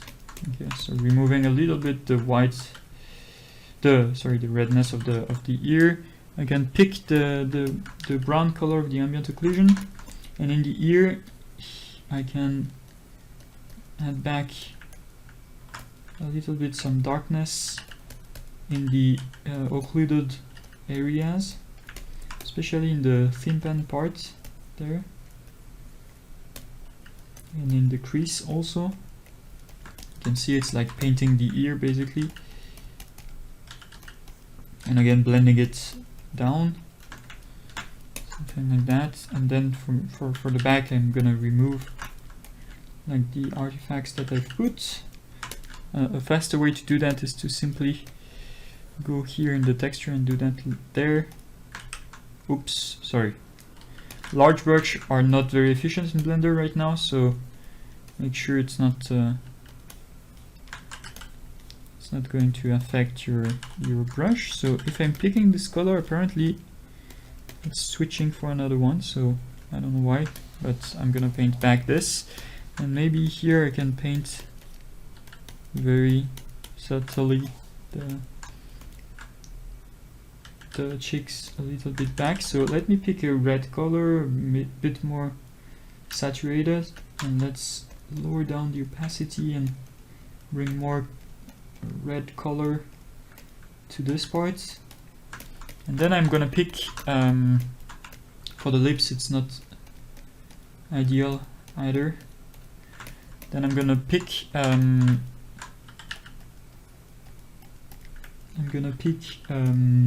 back the ambient occlusion in order to mark down the chin and blend it a little bit. Maybe I can also here mark down the top of the nose, the bottom of the nose, sorry. And this is maybe too much, so let me bring it back. And one of the things that I can do now is to, maybe I can tweak it on the texture directly. The only thing is that we don't have symmetry on this 2D texture, so I have to do things by hand. And therefore the eye, maybe I can, you know, blend it directly like this. And one thing that I can do is also a right click, and now I can pick a more yellowish color. I can very tone down this, and for the I can bring yellowish tint for the forehead, and same for the chin and for the jawline, where basically there will be more bony parts, and same for the nose. Okay, and then I can bring a violet color and do a little bit of the same thing for the forehead, little bit for the chin area and the jaw also. This will bring color variation to your to the skin tone, and you see it brings a little bit of the veins aspect, which makes an interesting visual. You can do that a little bit for the neck too, bringing also a little bit of yellow and bringing back some red for the bottom, something like that. So this is a pretty simple texture. I'm gonna press slash to make everything come back, and I'm gonna use some makeup, so very dark purple, and I'm gonna paint the outer edge, so let's make it more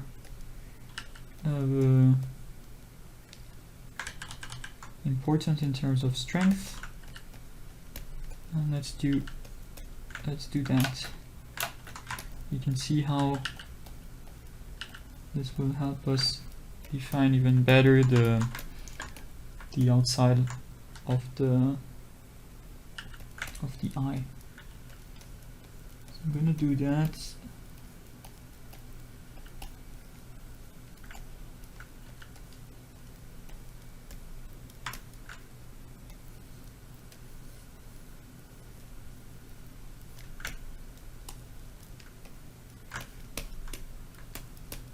Something like that. So let me go back on the 2D texture this time. Let's try to blend it. Okay, but again, it should be symmetrical.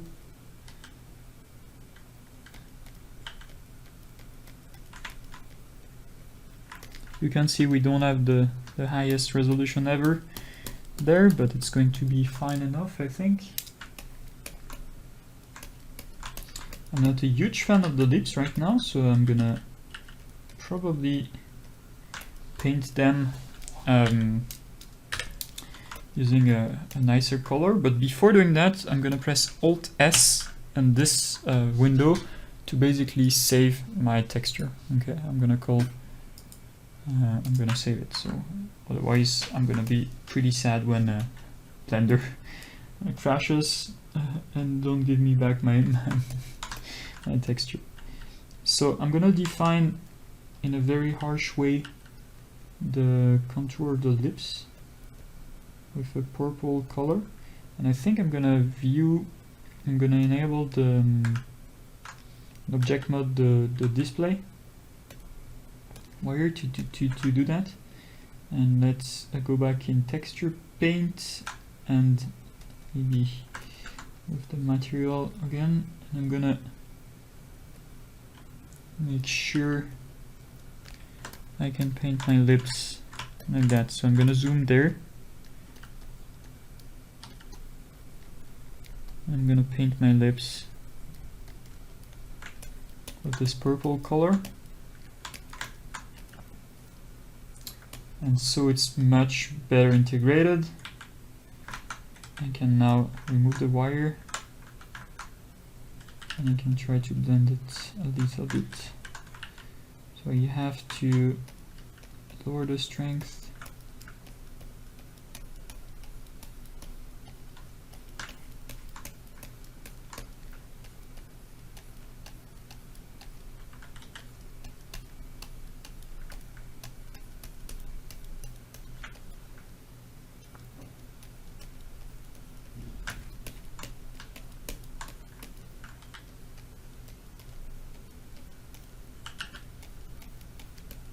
going to try to make it a bit more subtle, adding back the shadow below.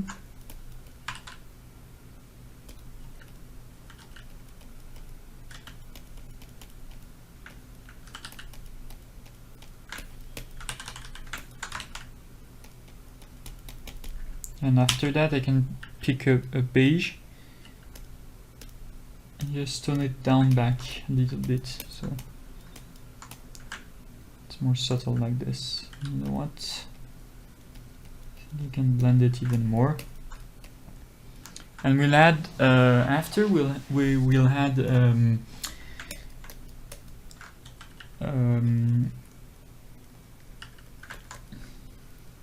can also add some striation like this, in a very subtle way. Then I can blend them back. But after that, we will add a specular map that will help us.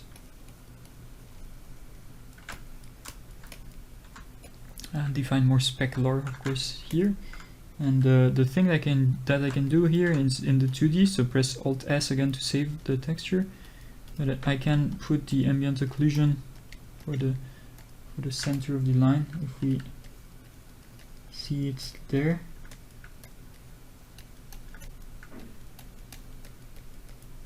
this will help the design of the lips. And I hope I didn't went through the mesh, so I think it's okay like that. So let's look in Eevee what we've done right now. You can see it's working quite nicely. Let's go back with the material preview, and I want also to add here a more darker zone so it emphasizes the shadow of the lips, of the corner of the lips, and maybe tone them back down a little bit. Okay. So now maybe to help the cranium work a little bit better, we can draw using a dark color. So let's pick a darker color. Yeah, this one. We're gonna try to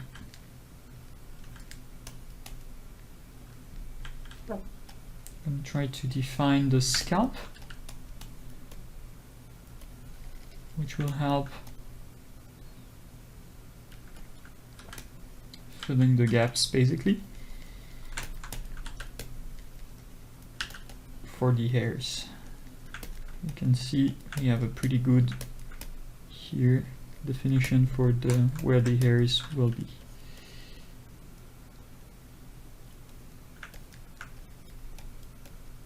So something like that. Let's bring back the rest to see if it works. I think it will work quite nicely. And again, this is floating in front, so I think this will work for now. Okay, so now let's on top of that, we're gonna add different maps. I'm gonna save this map and I'm gonna make a new one. This is going to be, this is going to be a specular map. So I'm gonna press slash to make it alone, to isolate this the face, and I'm gonna go with texture slot, and this time I'm gonna do a specular map. And this one is going to be a 124. It's going to be much fine. And as you can see, it's by default it's a grayish tint, meaning like 0.5 for everything. If I go very white with this color, I need to remove the saturation. You can see how the lips now are starting to get brighter. Exactly what I want. I'm gonna do the same thing for the nose to make it shine.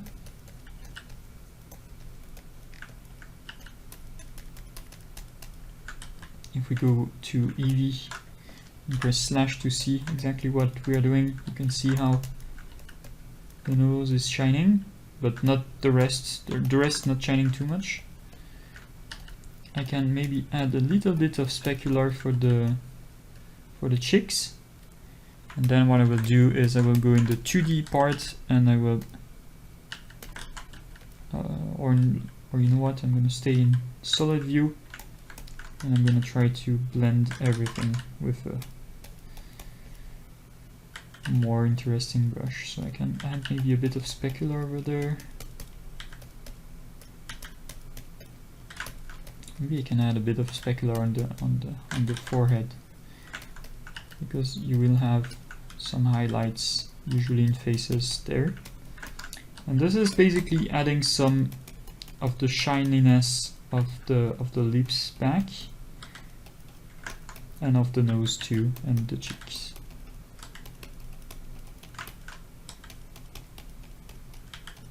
I want to, usually you spend much more time creating nice gradients of shapes. Here again, I want to do that pretty fast because I know it's a pretty long tutorial. Let's do that with the bottom of the ear too, a little bit of all the ear. And I think that we have here a pretty nice spec map.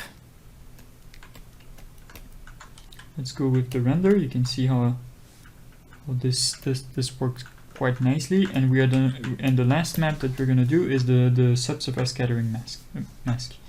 So for this one, I'm gonna stay in. So I'm gonna save this map first, Alt S, and save it. And I'm also gonna go with in the texture painting mode. I'm gonna add a new texture slot, which will be. We don't have it right there, so I'm gonna reuse another specular, and I'm gonna call it Skin SSS. Press O key, and in the shading, the Skin SSS, I'm gonna plug it in the SSS factor, and this is going to be Skin SSS. And now so SSS is basically this subsurface scattering, and now what I want to do is maybe the texture was I need to make it maybe darker. So one way to do that is to pick the bucket and to press multiple times. Actually, I don't know why it's not filled to the lower. Should be filled to the lowest section.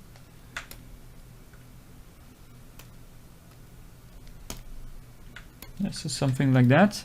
And then I'm gonna paint white, or close to the white, to the nose.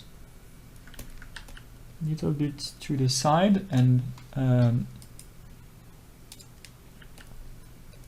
depends on where you want subsurface scattering. I know I want a lot around the eyes, so I'm gonna paint the eyes mainly white.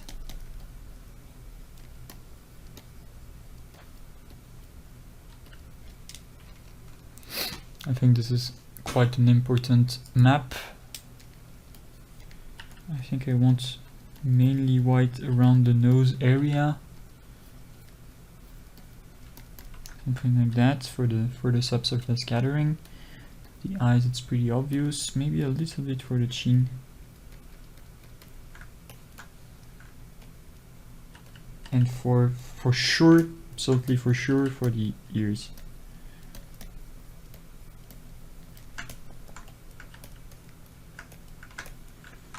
So now we should have, so I can press Ctrl 2, not on the curves actually, I'm sorry. Let's remove the subdivision surface for the curves. But for the head, I can bring it back, and you can see how we have a nice texture for the head, which brings so much nice contrast in our character. And the last thing that we can do is it's not the last thing, but before that I'm gonna save the SSS, the Skin SSS map, and also one of the last thing that we can do is we can go in the texture view, and we can add a new texture in the texture slot, which will be a base color, this one is going to be pure white actually. And what we're gonna do is press OK, and we're gonna pick a brownish color, and we're going to create small dots for the skin imperfections. So in order to do that, we're gonna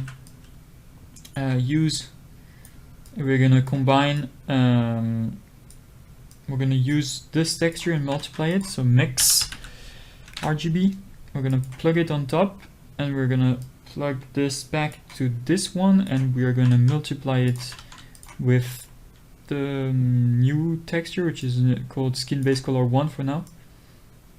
And we're gonna multiply it as I mentioned. And we're gonna go back to the texture painting, and this is going to be skin, I'm gonna call it skin dots, save my texture. And as you will see, when I paint, I'm gonna add some dots, but this one I'm not going to, for this one I'm not going to be using symmetry. So I'm gonna remove the symmetry, and I'm gonna just spread some dots here and there, especially on the near the nose and the cheeks.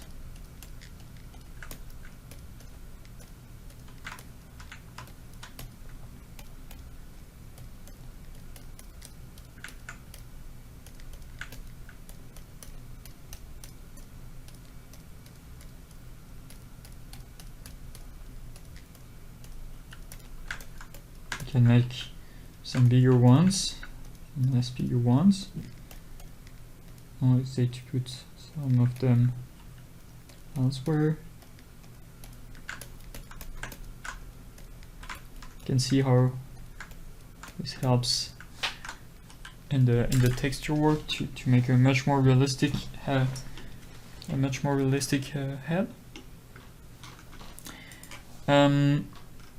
There is maybe like the shader of the. So I'm gonna save this map, Alt S again. It's important to save actually all the maps. So the specular 2, the skin base 2, something like that. And usually I do also ambient occlusion paints that I'm able to control. I'm not going to do it for now, but let's go back, for instance, in the shading tab, and I think that the specular part of the map, so I'm gonna remove this texture that doesn't serve anything, and the skin SSS neither, but I think that the specular or the roughness, maybe it's too much, so I think the specular actually, yeah, we've done.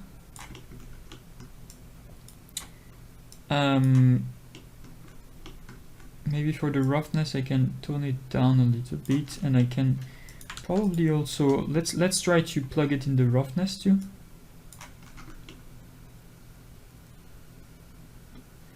And invert it.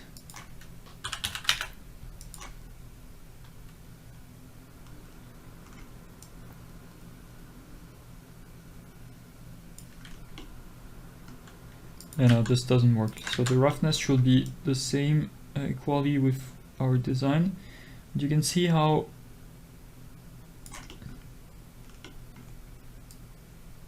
I don't want sheen, I don't want all those stuff. And you can see how I can get some pretty interesting results, especially with the lips actually. It creates a glossy aspect for them, which I like. Okay. So now,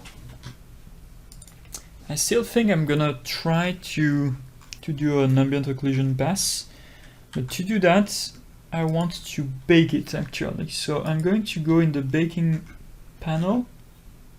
So for that I have to move to cycles, and I also have to create a new texture. So I'm gonna duplicate this node. Texture node. I'm gonna create a new texture called AO for ambient occlusion. Select OK, select this texture, and in the bake So I'm not going to render the cycle view. I'm gonna save, by the way, and I am going to go for only the ambient occlusion, and I am going to bake it. So it should bake in the, if I open for instance the UV editing and look at the UV, it should bake the ambient occlusion for this map. Okay, so apparently it didn't work as expected, so we're gonna try to fix this bake issue. So the target is the image texture, of course. The ambient occlusion is okay. We don't want selected to active. Just want to bake it as it is. So yes, it's quite weird. Let's redo the bake.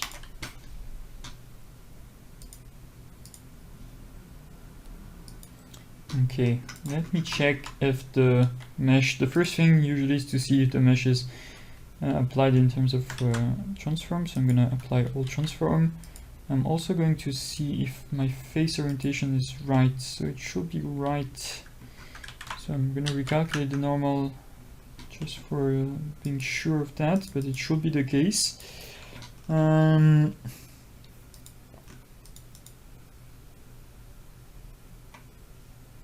Maybe it's the subdivision surface that it don't like, so I'm gonna remove it just to make a quick check. And no, I don't have a good result neither. So this is quite strange, to be honest. So what I'm gonna try is I'm gonna try to add a multi-res. I'm gonna subdivide a few times, maybe 2 times. I'm gonna try to go through the multi-res. I don't want to bake the normals, I want to bake I don't want to bake the displacement either. Apparently I cannot bake the ambient occlusion like this. Yeah, this is honestly quite weird. I don't know why I don't have a nice result with the bake. Let's try to bake a combined pass to see how this works.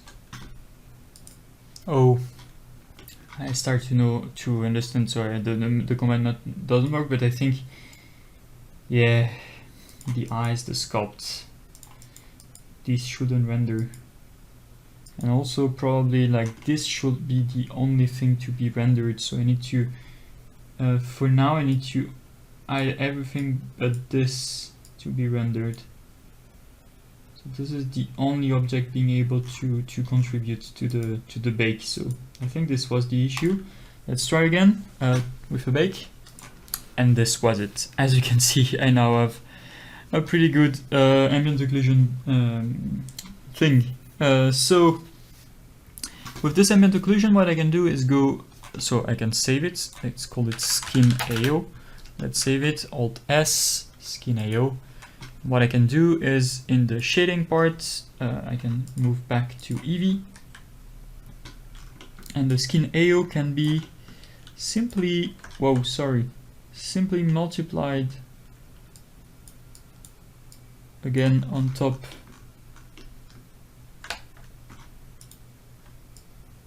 of the skin color. But to do that, I'm gonna have to once again multiply it maybe over there. So this will be multiplied again, and for the dots there, you know that this is the slider for controlling how visible they will be, and this is for controlling the ambient occlusion, how much I want the ambient occlusion. I think I can even add a color ramp for this ambient occlusion, and I can even make it stronger, like push the levels. You can see how with this I can do that. So I'm gonna make it stronger, and I'm gonna change it to a purple color, and the white part is going to be still white. I'm sorry.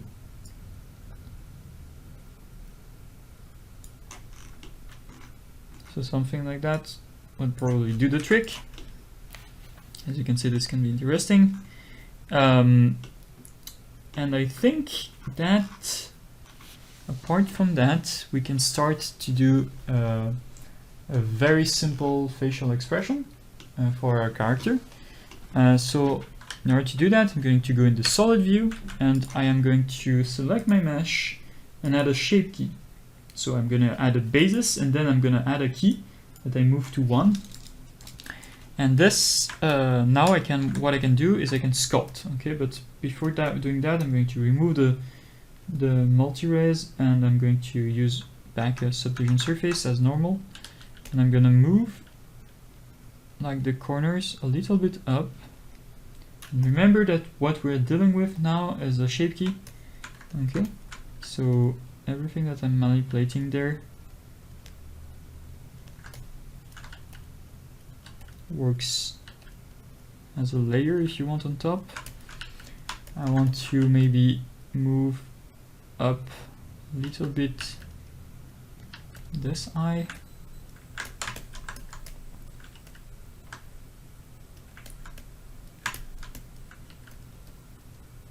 And this cheek.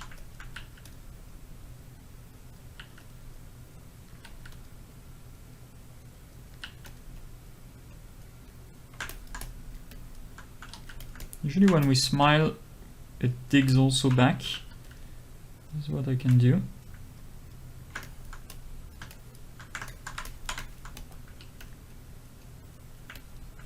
And we lose also a little bit of volume in the lips.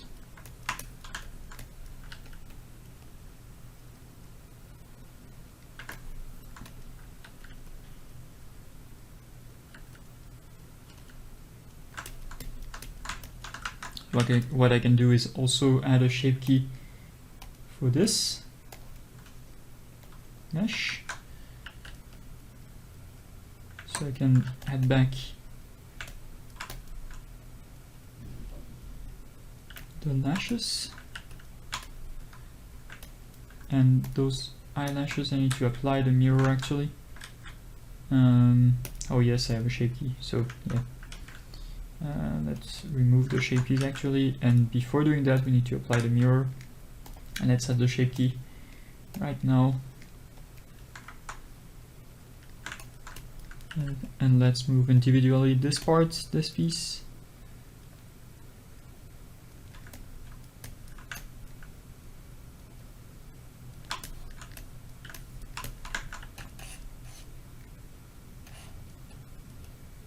And this piece.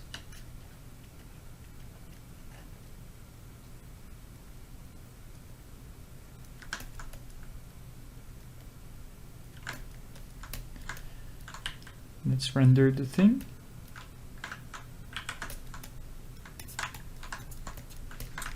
I think I can also move the mouse a little bit higher.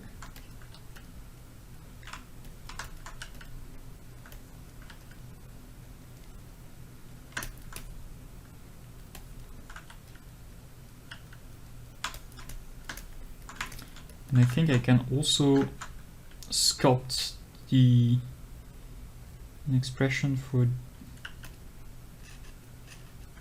moving that down. So let's enable the wire. Let's grab this. Let's grab this thing, and in order to make it work with shape keys, I'm going to apply first, add 2 shape keys, so the basis and the final one. Move the value to 1, so I can move the shape keys. I'm going to move that down.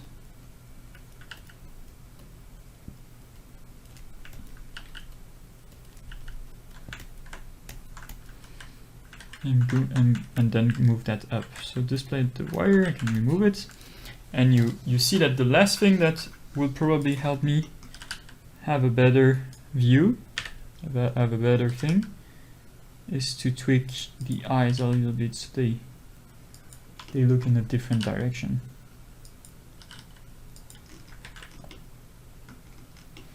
and this kind of work, I think, better.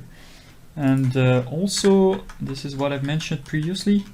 I think it's always nice if we can close the lips more. So I'm gonna use the proportional editing, but the connected one, by pressing Alt O.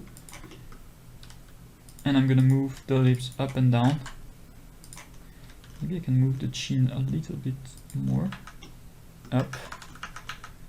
Maybe also I can pinch by scrolling the wheel. I can change the corner of the mouse so they are more pinched.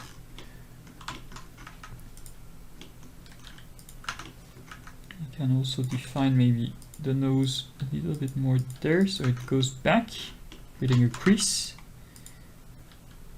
Remember, we are still dealing with a shape key, so everything should work pretty safely. If you want to go back at any point, you can tone down the thing, and you can see it works back to your original mesh, which is perfect for you.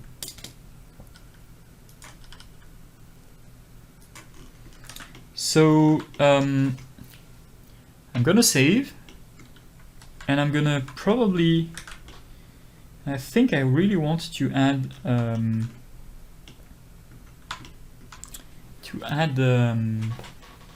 maybe a top, but maybe the tutorial is going to be very long. So you know what?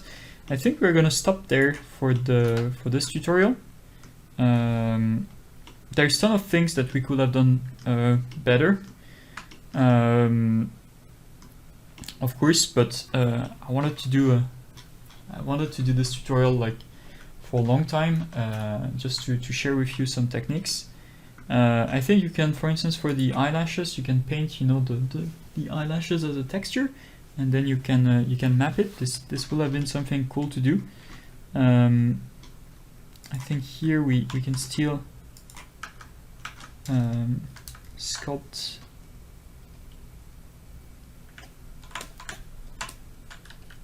This. Maybe you can even enter in edit mode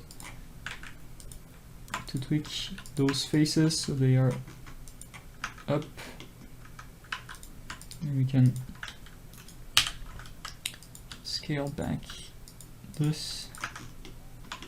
Remember, we are dealing with a shape key right there, so a blend shape basically. And I think that for what I wanted to share with you in this tutorial, we have done a pretty good job. I know, and you know that if it weren't a tutorial, we will probably have to. I will probably spend more time doing some stuff, tweaking here and there, polishing some parts. But again, it's a tutorial, so I'm gonna have to stop it at some points. I'm pretty happy with the work.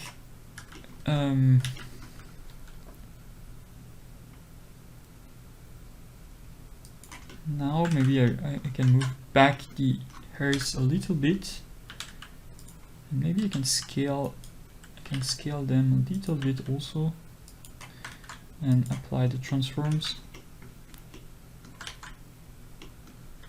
Scale them on the y-axis, maybe back. So something like that will quite work for me. And at some point you have to to say stop all the time, like when doing a tutorial. So I think I'm close to saying stop, but before that I want to tone back down a little bit more the roughness for the character, and maybe also, you know what, for the I'm not very happy with this part, but I think this will work still. So thank you for watching this tutorial. If you want to make a final render, by the way, I forgot to explain you how I will approach this. I will do, for instance, I will put a camera and I will change the dimension of the thing to be probably a square render. I will place the camera at an angle, and I will change the focal to be maybe, in this context, maybe use 80. Will do the trick, I think. I prefer, I think, the other angle. Can rotate a little bit.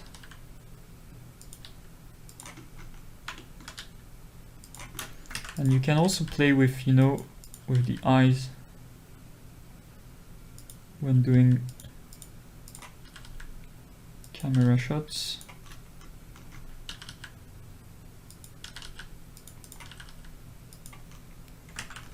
So it's up to you to find the right angle. Maybe I can go even.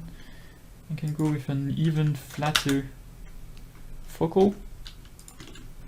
As you can see, this works also.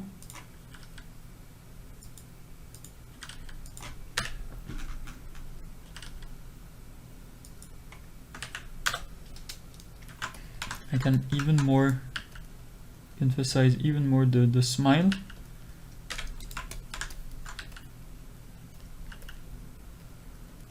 Make the M of the mouth even more visible.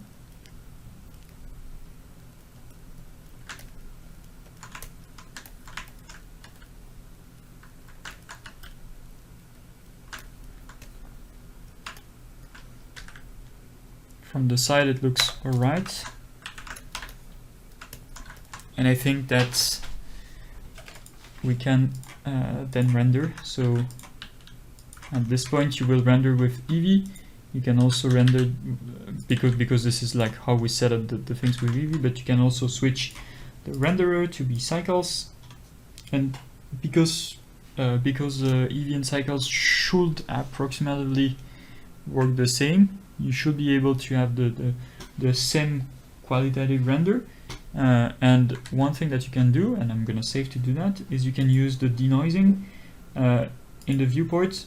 It's gonna automatically pick the denoiser that may work the best with your setup. And as you will see, it's loading the render kernels, and it says it may take a few minutes, so I'm gonna pause the video.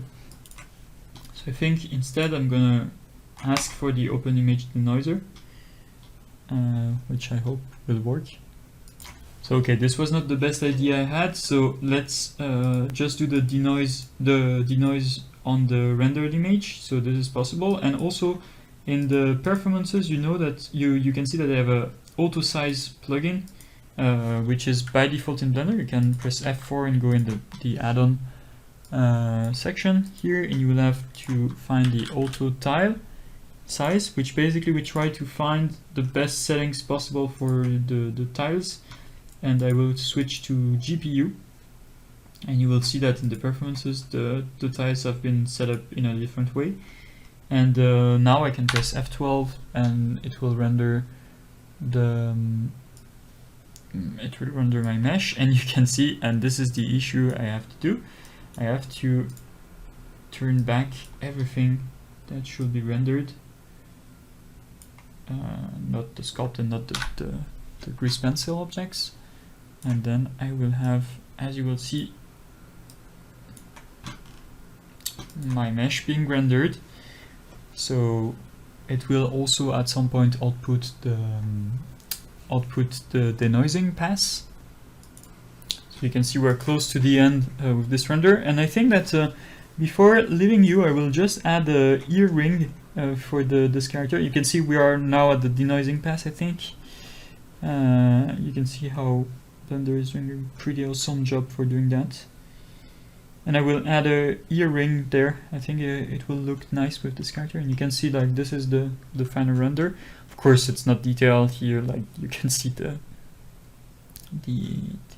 eyebrows are not the best, of course. By the way, for those eyebrows, I need to enable the smoothing, and I can press Ctrl 2 to add the subdivision surface. But you know what? I'm gonna lower down one subdivision. I'm gonna thicken those eyebrows, and I'm gonna add another subdivision surface on top with one more subdivision. So it's going to be much more nice in terms of shapes.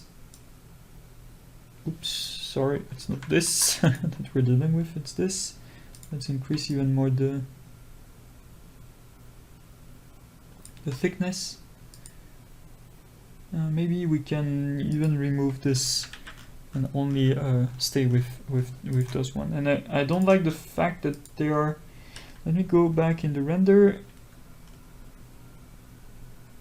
and I think they should be more rough than this and a bit darker. So I'm gonna lower down the darkness of this, and I'm gonna lower down the specular part of them. So I think it's much nicer like this. Okay, so the last thing I wanted to add, as I mentioned, is a earring. So we're going to simply do a torus. I'm gonna try different things, but I think that a simple torus for the bottom could be nice. Let's increase the size.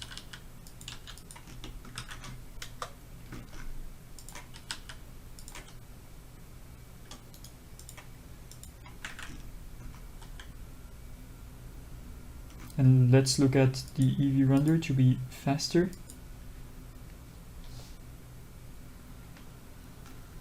And I think that for this we're going to add a metallic shader. Of course, we're going to lower the roughness till the maximum that we can. We are going to enter in edit mode and like even scale more the ring. And we are going to probably change the base color to something that looks like this, that is more more orange. And I don't know if I want, but sometimes I like to, I think 2 eye rings could be nicer. So I'm gonna do 2 like this. I think this looks cool. So now for the final render, you can go back to cycles and press Z in order to not render the render directly in the viewport, and press F12, and this will basically be the final render for this tutorial. I hope that you liked this tutorial. I know it was a bit long, but I tried to cover more things that I actually wanted to cover, meaning that we've done some texture work, we've done a little bit of lighting, and things that were not planned. Still, I hope that this was useful for you, that you learned a few tricks. I wanted to share my workflow for doing this sort of this Disney character-like, I would say. Of course, this is a tutorial, so I would probably spend much more time for a concrete character, and also there is no body.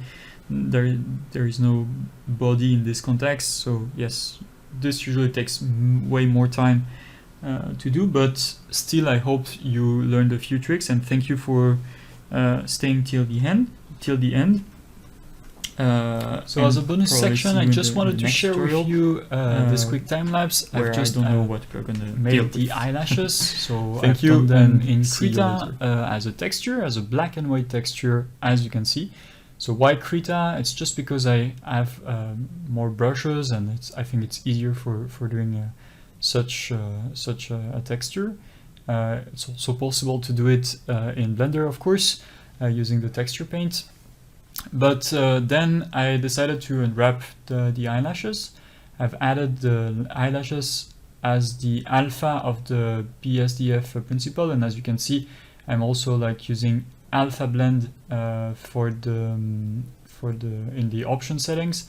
Then I've unwrapped the eyelashes. I've tried to use the square UV square add-on in order to do my UVs, but yeah, in the end, I still have done them in another way, and I think I've made a mistake regarding the order of the the gradient, the short to large size. The fact that they're gradually getting higher in terms of like the eyelashes. That's why here I'm mirroring the UVs, as you can see.